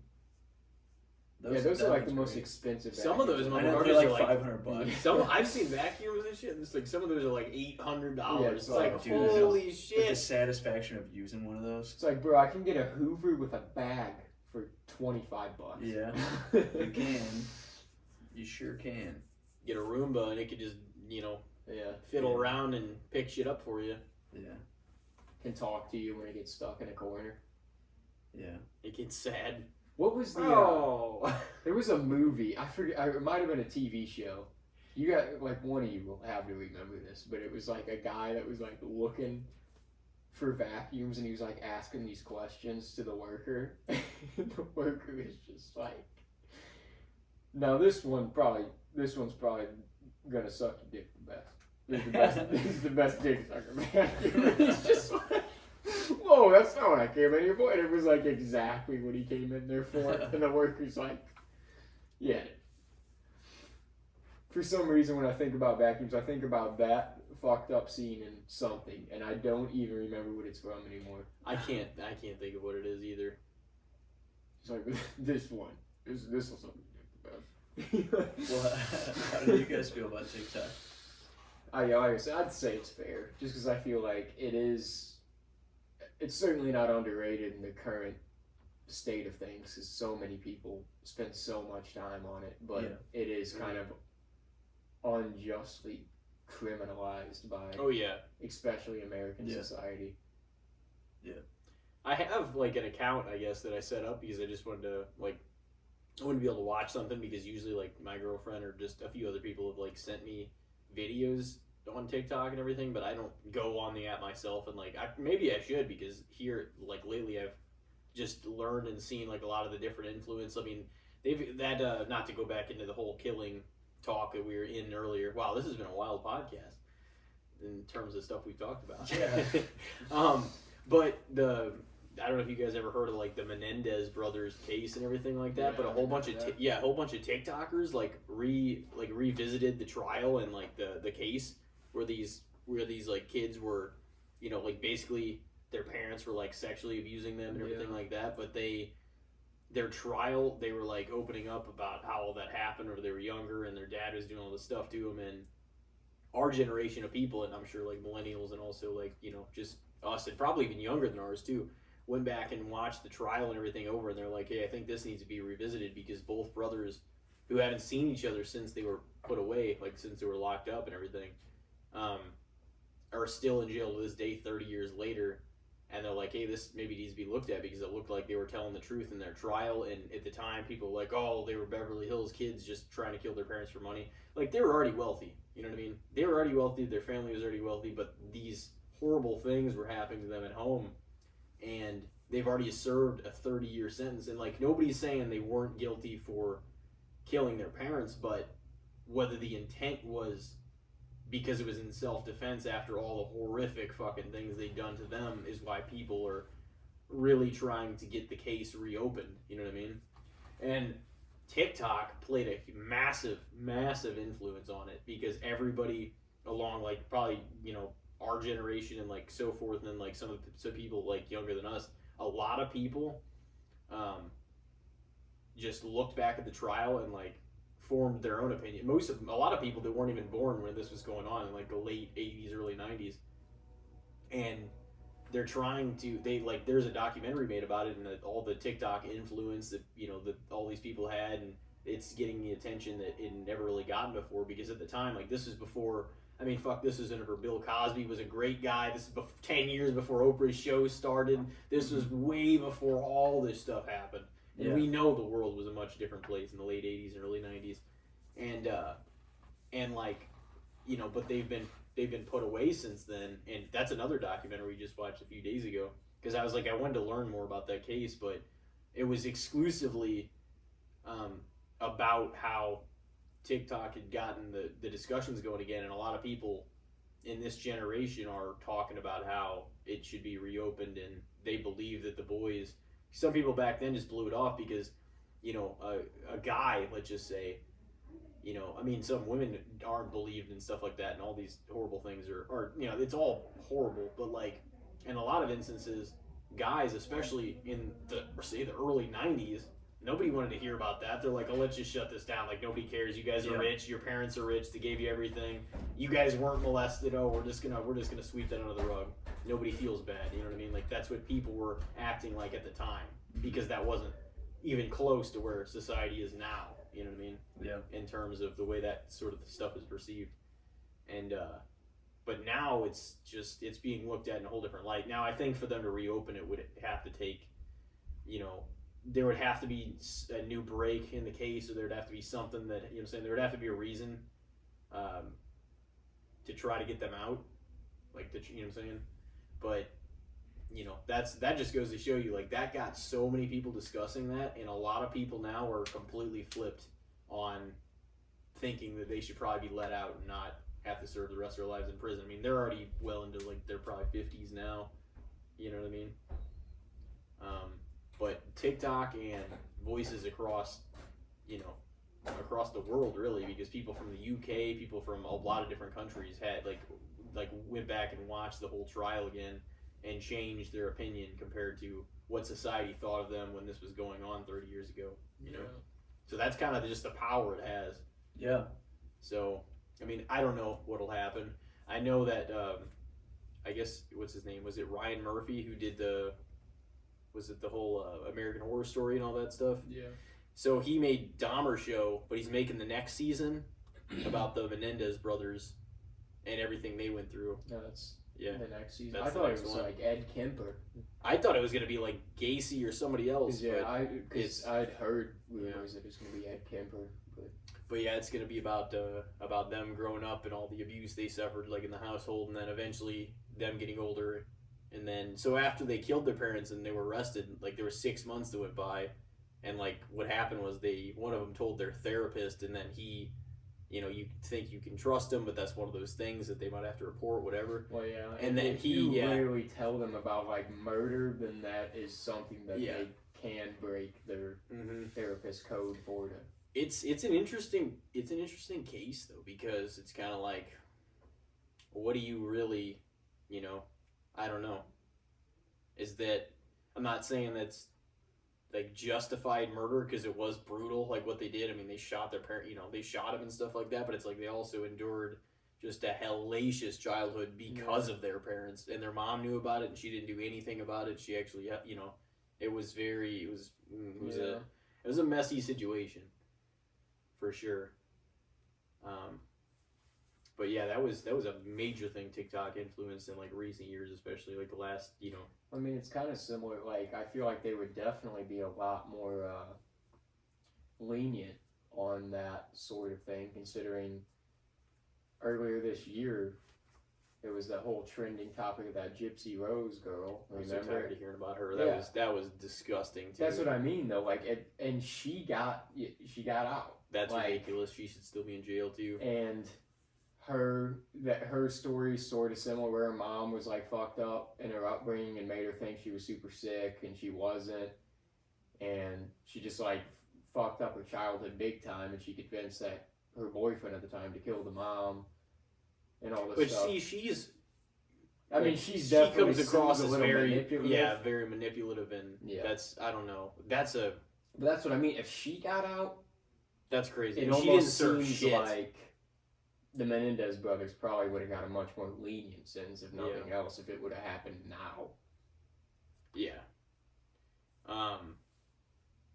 But overall, I would say TikTok's fair. Because I think something like that, to have a platform that's so open, is still really important, because most of them have censorship. I'm not saying to a degree there shouldn't be some stuff that's, you know, but I mean, TikTok, there's been some crazy fucking videos, like murders on there, and there's been all, like, people post all kinds of stuff on fucking TikTok. You know? But I watch them whenever people usually send me them. I don't like, obviously I don't do like our promotion on there, so I'm not as on, like, that's one of the fundamental reasons I still have most of my social medias, is so that I can promote and everything the cast, and, you know, in once in a while I'll post other stuff, but mainly for that reason, and keep up with some people and whatnot. But maybe I should watch more videos on there and look into my own stuff and get my own algorithm going. But I don't know. I definitely don't think it should be banned. I don't think it's overrated, because if it's influenced, but it's hard to say if you underrate it too, because it's gotten so over and so many people consume it every single day. Yeah, it's hard to decide whether it's like under or overrated. I would say fair. Yeah, I guess if you average those things out, probably about fair, I guess, you know. Yeah. But I definitely think it would be really ridiculous to ban it altogether, you know. Yeah, I agree. I think it'd be crazy to ban it. Yeah, it's had a hell of an influence on the modern generation the past few years. Like, you know how there's always like the montage, like collage image of like a decade? Yeah. Like, for sure, within the montage collage image of the 2020s, the TikTok symbol will be in there. Oh, yeah. Pretty prominently. I guess you're next, right? Yeah. All right. Well, I was referencing whenever I put up the YouTube video of our first guest appearance, whenever you came on the first time about a year and a half ago. You talked a little bit about, like, I guess you were talking about bartending at, you know, like one of your like past jobs and everything like that. And I have a few friends that are bartenders that have learned to be bartenders, that are, you know, either were waiting or whatever, stuff like that. And I was just thinking, like, what do you guys think of the gig, the job, bartending in general? You know, you don't necessarily have to have a whole lot of, you got to have a relationship with your regulars, like a lot of jobs and whatnot. And you got to be somewhat sociable and be able to move fast and learn the process and learn how to, do everything you need to do.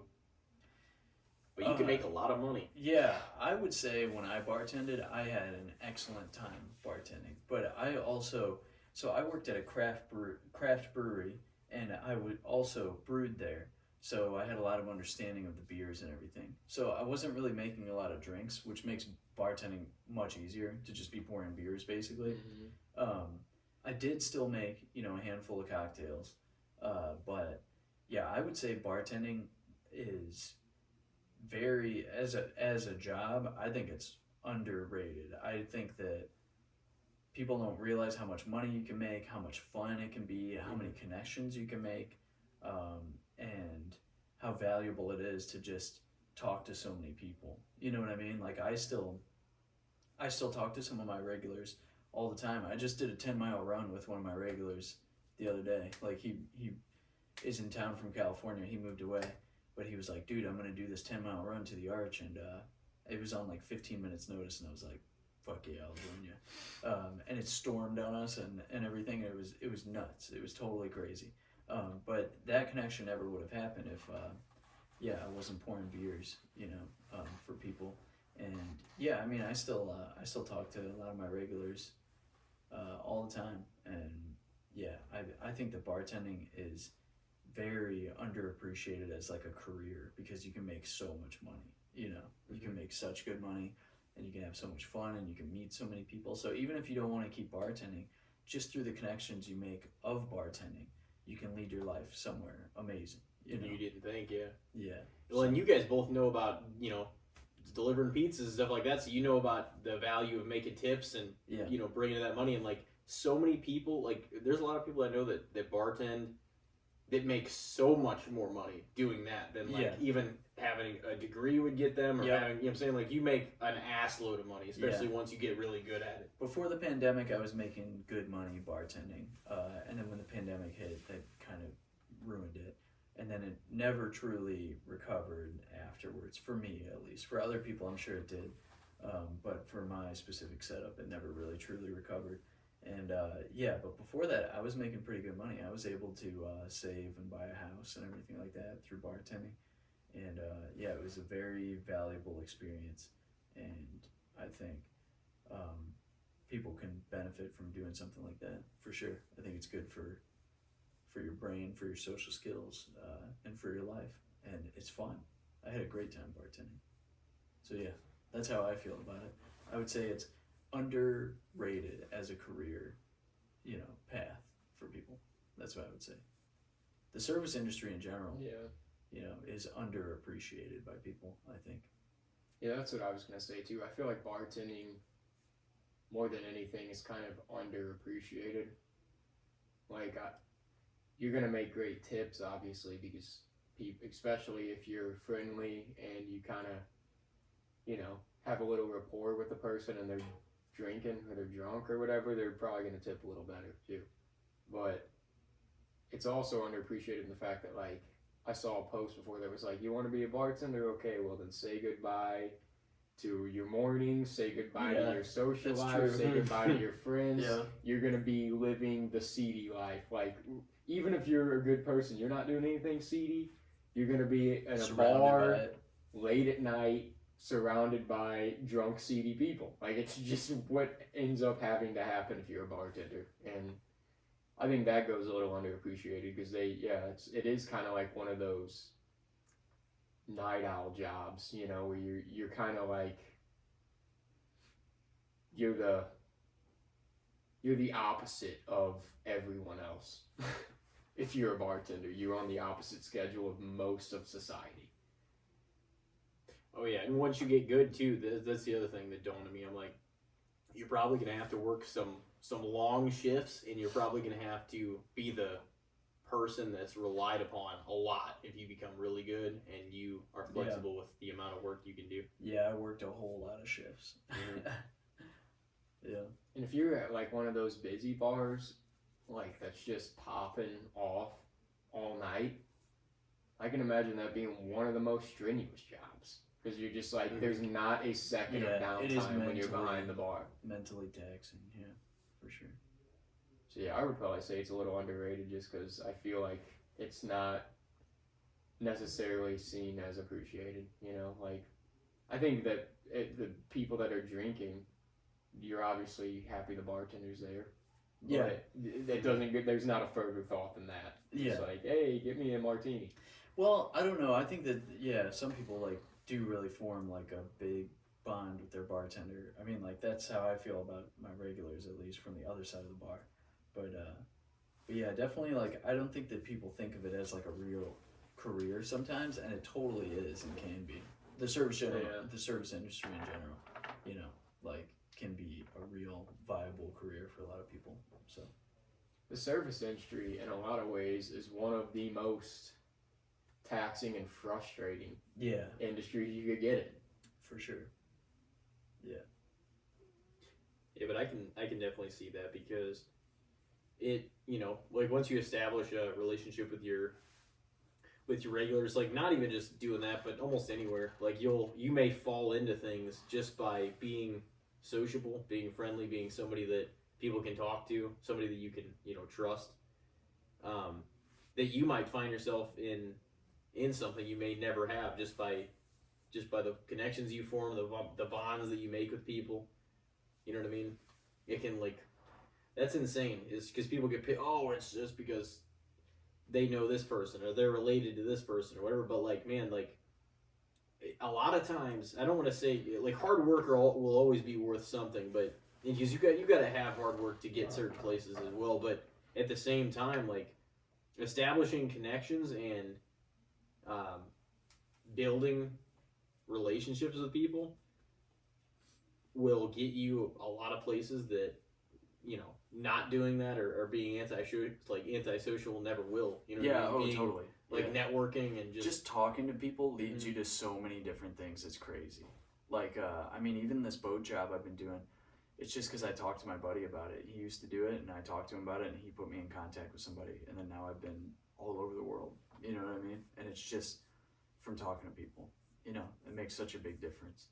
And most of the time, people, you know, if they recognize kindness in you, are willing to try to help you out in your journey. You know, so I think talking to people makes a big difference. And when you're bartending and you have that many people that you can meet and talk to, it can lead your life in a lot of very cool and interesting places, you know, so. I would definitely say it's underrated as well. Yeah. So far, I think everything is, I've overrated, underrated this, what was the TikTok? I said fair. Okay. Yeah. What do you got, Elijah? Well, let's see here. I just had it too. Okay. Can I hit that bathroom one more time? I'm sorry, dude. Oh, you're good. This barks is biting me. The barks is biting. Can we just pause it real quick? Yeah. I'll be right back. Yeah. Now that we know how to do that. Actually go too. Yeah. Right. It's my second topic, right? Yep. Alright. Well, working in the trash truck, we'd flip through like radio stations. I remember back in the day, I mean, this is a while ago at this point, but Z1077 was like my shit. Oh yeah. Back in like middle school, junior high. So like flipping through radio stations, because that's all you have in the trash truck. I'm like, well, let's flip it on 107 for a minute, because that's still like the modern pop station, you know? And Is like, it not Z1077 anymore? It's still Z1077. Oh, I think yeah. it is. But like every song that played, I was just like, I don't know this song. Or like half the time I was like, I don't know this artist. Yeah. And it got me thinking, I'm like, bro, when did the times pass me by?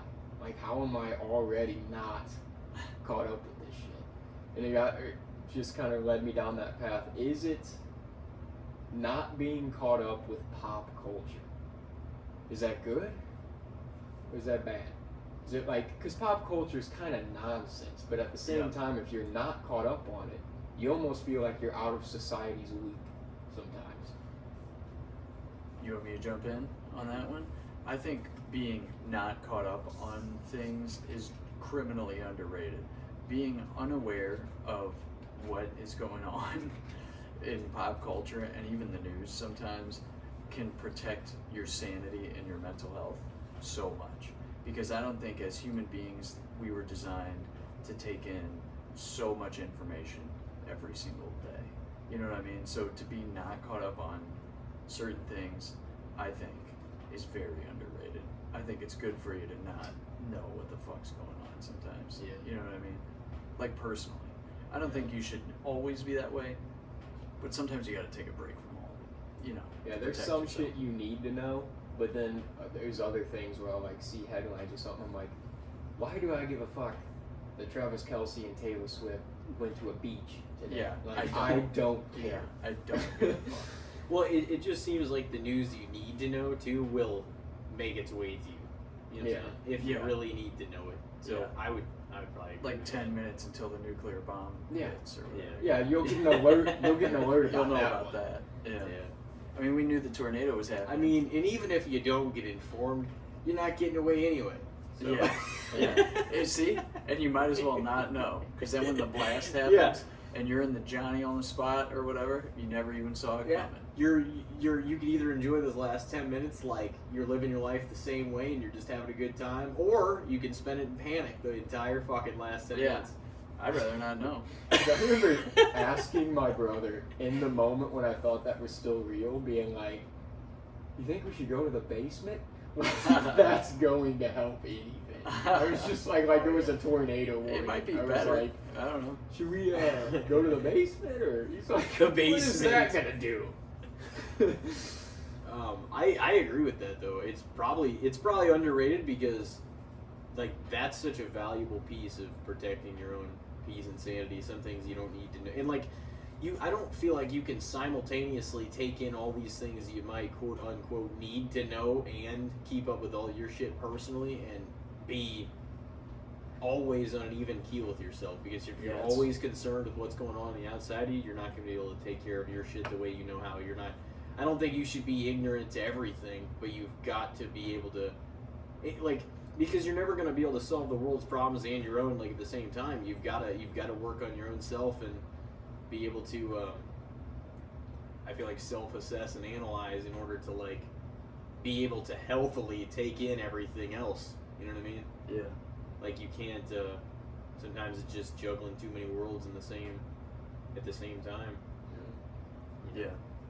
Yeah, there's a lot of, basically all of pop culture's information is shit you really don't need to know. And I mean, it's fine. Some people are into that. Like, people could argue that shit with me too. Like, dude, you don't need to know all this stuff about pro wrestling or horror movies, but it's what I like.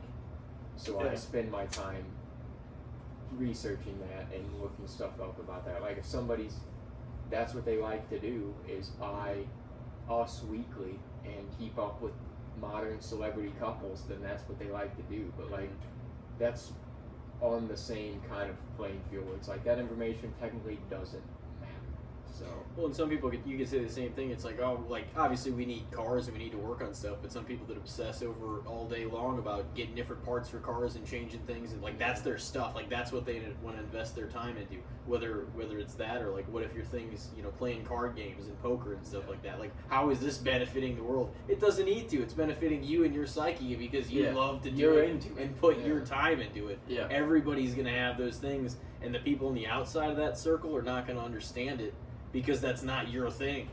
There's a lot of people that are really into true crime that I know that other people are like, why the fuck would you fill your brain with that all day because of this and this? But it's that's what they want to know and learn more about. You know what I mean?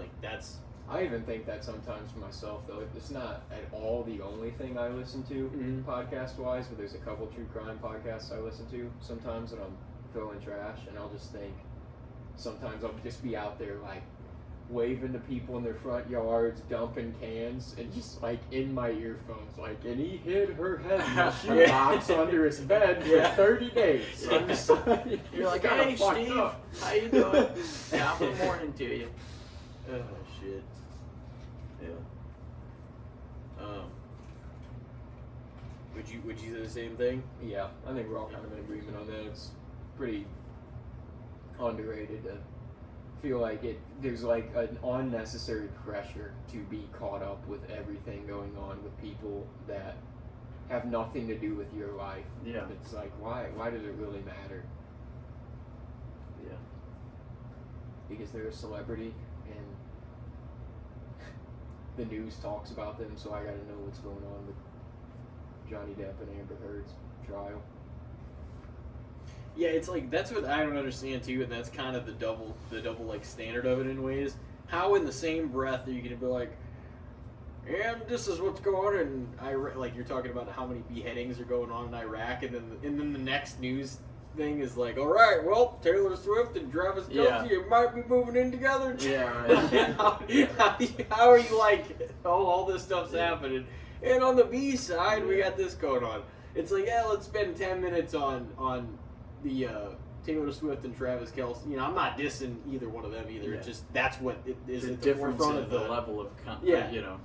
And then they'll It's crazy. spend like 2.5 minutes. Oh, that's enough of that. That's ugly. It's like it might be something we want to know, or maybe we don't want to know it, but it seems a little more critical than what people are doing in their own fucking leisure time. Yeah, the news is wild for stuff like that because it is like. It'll tell you, oh, there was a school shooting in Washington today, and Vladimir Putin is going to attempt to take over Europe. and they'll just like tell you. But also, there's a puppy parade. They'll be like, oh yeah, in the city you live, there was 3 shootings in the middle of the night, and also Taylor Swift and Travis Kelce got a dog together. Yeah. It's like. I guess they can't make everything a downer though. They kind of have to give you a little they bit have of to have the something little to feel smile good at. stories, And and it's always some stupid thing. It's like, this pooch has been getting the newspaper for his owner for 13 years. It's so goofy. Oh my God. It'll go from that, or like sometimes when like wrestling was on like the CW or like a local news, they'd be like, and 2 people were murdered, and then they're like, in this next story, this how a middle school student, Philip Nougat, is the student of the week. Did you hear they're going back? I heard. Once like, Raw damn. goes to Netflix, that SmackDown, when their deal's up with Fox, is going to go to the CW again. Oh, really? That's what I heard. Interesting. Which I'm kind of like, dude, SmackDown's potentially at times bigger than Raw, especially if Cody is going to SmackDown. I think it was with Fox, but I don't think it was before then ever. But if they got Cody on SmackDown too, that's your undisputed I champion. don't think he will. I think that belt's going to be on Raw, and I think the other belt's going to SmackDown. Maybe. Well, that's just everything I've been hearing. Here's the thing. Like Cody's going to SmackDown. Here's the thing, and here's why he's not, is because they need the prominent big champion. They need it on the show that's going to Netflix. That's what I would think. That was my initial thought too. Was like it's a $5 billion deal. They can't half-ass it. Yeah. I mean, not that even whenever the title I'm not was downing on SmackDown. Priest or anybody else that might hold it, but Cody, that's the main title. That's the Roman title. That's the title that's going to Netflix and Raw, in my opinion. I guess we shall see. I think it's really soon, the draft, so it is. We'll see. It's before the month's over. You got one more for us? Dude, I was going to say what we were talking about earlier, how I collect cassette tapes. Mm-hmm. How do you guys feel about cassette tapes? Man, I don't have the most experience with them. I remember as a kid, I had a stereo that had like the CD deck at top that you could take out and it would like spin, and there was like 4 spots for CDs, and then there was 2 cassette slots at the bottom. Yeah. And I would like borrow my parents' old cassettes because they had like Tupperware things, or like totes of cassettes from when they were like dating. And early married and stuff, so I was like, oh, well, Kiss on cassette. And I mean, the quality was shit. Yeah. Compared to what you can get even when I was a kid, but like there is a nostalgia about it. Kind of like VHS tapes, where it's like the quality's garbage, but it's kind of neat to watch a Friday the 13th on a VHS. It's so classic though. It's just the old media is just so. I don't know. There's just something that is so throwback about it in a way, and I guess you could say the same thing. But you got to wonder if like all the love that vinyls are getting now. I don't know if cassettes are gonna reach that same. I hope they don't, because then they'll be expensive. Yeah. You know, and there's a reason for that, because vinyl actually sounds good and cassettes sound awful. Yeah, that's the thing. Is cassettes came after, but somehow vinyl sounds better than cassette sound. I think cassettes were more just for convenience and for listening in the car. Yeah. You know, is really what it was. I mean, they're called records too, but everybody prefers the word vinyl now instead. Yeah. Sounds more clean, more classic and fancy, you know. But yeah, I mean, cassettes are kind of they do feel like music's VHS to me. It is. Yeah, Like, it's kind of that's a good way of It was putting about the same. Yeah. And it's just funny though, because like if the same thing though applies with the tape, if like one piece of it gets pulled out, the whole fucking thing is ruined. You pull it out of the cassette, you pull it out of the VHS or whatever, you know, the fucking actual pieces of it. Well, you can get that thing to stick in the dials and just try to reel it back in. You know, I feel You like can. that's the thing though. Like with a tape, it's more fixable than like a disc. Like if your That's disc true. gets Yeah. scratched, it's fucked. Yeah. To be honest, that old technology still kind of amazes me. It's like, how do you get music on like a little fucking thing? On a magnetic tape, yeah. And then it mechanically has to pull that tape across the head of the thing. You know what I mean? Yeah. It's pretty crazy. That's how I think it's cool. Yeah. I think Even it's really vinyl cool. is wild though, because it's like literally on this big record, and then this little needle drops down on Yeah. it, and it plays music. How is it on this object? You know what I mean? Yeah. Like, I don't know. In some weird way, it makes more sense when it's on here on like an app and you can. Yeah, when it comes from space, Yeah. somehow it makes more sense to my brain to like, there's a needle that plays. It's like the old down on a disc. the old technology's like it's more mind fuckery. Yeah. Oh shit. Yeah, it probably is too. Like if you look up the explanation for tapes and cassettes and records and stuff, it's probably a lot easier explained of how that works than how streaming music from your phone works. It probably is harder to explain that in novice terms than it would be to explain how a cassette works, you know? Yeah. It just still seems so weird. It's like, how can you hear something that's on this little strand of a piece of, Yeah. you know, plastic or whatever? Like, how the like? It's all just magnetic. Wow. That's all it is. Yeah. Even like old movies, you know, you got just this big reel, and you're like, every single little square is a frame. Just of another this. picture. Yeah. Yeah, that's Yeah. insane. But I mean, It's that's crazy. film, and you know, there's not even a lot of directors that still film with film. You know, Yeah. it's like digital. Only the really classic, respected ones kind of do nowadays. And that's not even saying that like the other ones got it shitty, but like Tarantino's still like very particular about doing it that way. And yeah, there's like a few guys, but it. Yeah, when we were on the Wolf of Wall Street set, Scorsese shot with film. Yeah, I think he's another one. That's like I said though, it is mostly like the acclaimed Yeah. people that do that. Yeah. Those are also the ones. Those are also some of the last directors that can really get away with a lot of the stuff they do, and not being way too. I mean, and that's the thing. They still take criticism, but a lot of people give them a huge pass because they're like, "Hey, listen." They're like, "Who gives a fuck? They can get away with it. They've made all these legendary films." Yeah. Yeah. They're like excused from. There's just certain people in like pop culture that get excused from a lot of that stuff. I think about that sometimes. I'm like, man, it's crazy that some people can get crucified for shit and just never recover, and then other people, it's just expected. They can say the wildest shit. Like, whatever. Yeah. Like, dude, Eminem has been saying some crazy shit for 25 years, and he's fine. But if like some of the things that came out of Eminem's mouth came out of like, you know, I don't even know, Will Smith's mouth, people would be like, "Whoa, what the fuck, man?" Oh yeah. Yeah. Will Smith doesn't have to cuss to sell records, but I do. Yeah. It's fuck him and fuck you too. Isn't that what he said? Yeah. Eminem said that? Mm-hmm. Yeah. That's Wow. probably what made me think of him. Yeah. Honestly, would associate him with Eminem, Yeah. but also the fact that he slapped Chris Rock and it just fucked his whole career up. The slap heard around the world. Meanwhile, like Kanye West got up on stage and basically ripped the microphone out of Taylor Swift's hand and just ruined her speech, and people were just like, that's Kanye. Well, and now he does it all the time. That like he can say something insane, and everybody be like, that's just the next little thing that he's gonna. Yeah, dude, the he's gonna guy say. literally was like, "Hey, fuck Jews." And they're like, he owns... that is finally when people were like, whoa, dude, that's kind of crazy. And they're like, he owns a lot of Nazi memorabilia too. And then, but he's still Kanye, where people are like, oh yeah, like the Kanye fans stood by that. They're like, oh, that was all a scheme to get out of his contracts with these clothing designers. And it's like, all right, man. Crazy. Yeah, he's a wild man.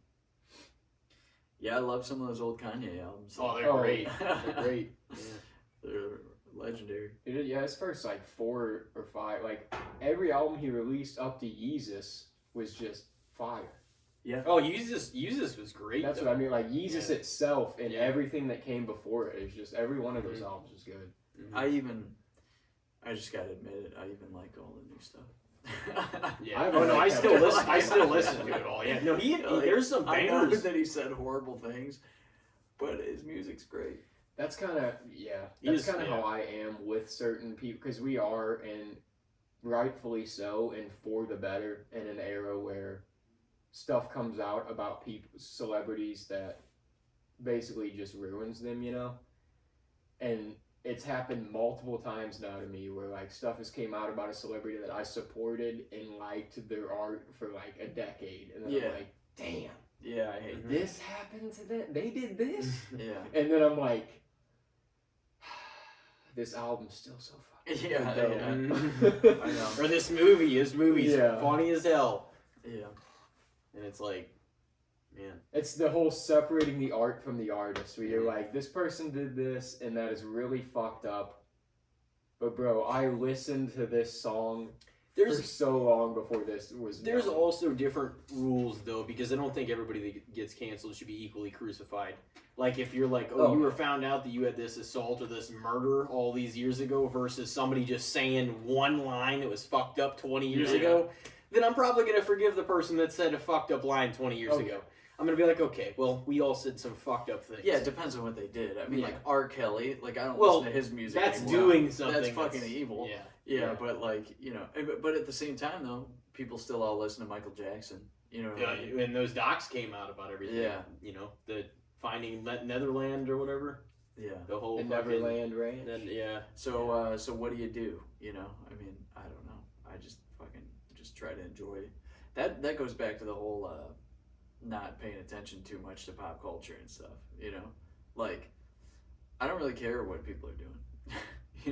Yeah, as long as it's not completely heinous shit. It's not like the worst thing ever, then I don't care. Like everybody's going to say some dumb shit or make some mistakes. So literally that's human, and a lot of times now it's like everybody's under such a microscope that before you can even really explain what you meant behind saying something, it's already you're fucked.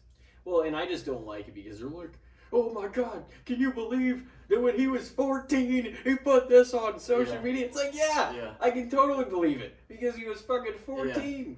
Yeah. I can guarantee you right now, if this podcast or my blog or whatever I'm doing, if it takes off, I'm getting fucking canceled, bro. Oh, yeah. Because they're going to find some shit I said in fucking 2014 and I'm fucked. Yeah. That's how it is now. It's like, he called his friend gay in middle school, and then so now he shouldn't have a career or something. You know what I mean?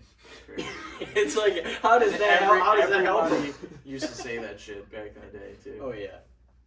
Yeah, people going. Not saying it was right. I'm just saying that everybody did it. But I also think things need to be looked at in context. Context is everything, and I think they need to be looked at and judged for the time they happened in, rather than by today's standards. Of course you would never look bad. Yeah, right. You would never. 1968 is going to look horrible if you look at it in a 2023 context. Yeah. Also, just your age. Like, obviously, we all said and did and like had like our minds just were not developed enough when we're 16 to think the way we think now. You don't think long-term consequence by any means. Yeah, everybody did some dumb shit as a teenager. Said some dumb shit that they probably like, yeah, that was cringy, I shouldn't have did that. Yeah. But I think that's like what matters is like the growth and like the fact that you cringe at it is better than you still not seeing any problem with the way you're speaking or acting. Yeah, and people aren't just people aren't static. They're not like a snapshot of what they were once forever. You know what I mean? People change all the time. So yeah. No, I agree with that. It's definitely incremental, and like it's kind of crazy not to cut anybody, a break. I mean, there's exceptions obviously when something is just too irreparable to like, okay, well that was fucked. Like you deserve long-term consequences for that. Yeah. But especially if it's like words that were said or somebody says something like wild, like way back when. I'm like, I said some wild shit too. I'm like everybody did. It's like Well, that's what I was saying earlier on the break. I said a bunch of wild shit on Daddio Patio. So if you take it in that that perspective, like there's so many people and like celebrities, like there's nobody that's gonna have off the record or on the record. You don't have a flawless record either way. I mean, behind closed doors, especially, you said some fucking crazy things. Almost everybody. Yeah. So and if you don't think you did at any point. None of us have. Yeah, like if you don't think you have at any point, you're just not being honest, Yeah. And I think that's or you just gist of it. Don't like. It's kind of the whole. You think you're perfect. If you can't look back at some of the things you said or done and been like, yeah, that was wrong, then you're probably wrong. For just thinking that you can do no wrong. It's like sociopathic behavior. Well, Andy, you got anything else to contribute to this year podcast? Well, I appreciate you guys having me. I'm really happy that you got a setup like this now. It sounds great. I'm pumped to hear all the new episodes and everything. And then, also, I finally put out my podcast, Pepperoni Jabroni, which is where I traveled the world, made 42 episodes with a bunch of different people on it. And it's on Apple Podcasts. I have not put it on Spotify yet. I did this intentionally. I know how to distribute podcasts, but I didn't want too many people to listen to Pepperoni Jabroni because I say some crazy shit on there. So it is a subscription on Apple Podcasts. It's $5 for all the episodes, or you can do 3 days for free, and you can power through all 42 episodes in that amount of time if you're a freaking psychopath. I put Pepperoni Jabroni out. That's what I got going on. I'm thinking about doing a second season. Not sure yet, though. I'm kind of taking a break from the microphone because I spent over a year making and editing this thing. And I mean, it's kind of intensely personal, but it's also hilarious at times. It's also, I don't know, it's embarrassing, it's sincere, it's hilarious, and it took me to a lot of unexpected things. So if you're interested in that kind of thing and you want to hear it, that's Pepperoni Jabroni on Apple Podcasts. That's all I got going on. And you are the Pepperoni Jabroni. Yeah. Thanks, dude. So, well, thanks for having me again, guys. And it was really cool talking to you about your experience with like getting hit and everything. And I hope you do go on to do an episode specifically dedicated to that because I think there's so much for you to unpack there. But it was cool to be able to talk about that with you tonight. So, and thanks for having me. That's all I got to say. Well, just gratitude. It's an honor having you, man. Have fun in Germany. Oh, yeah, On dude. the head of Germany. Yeah.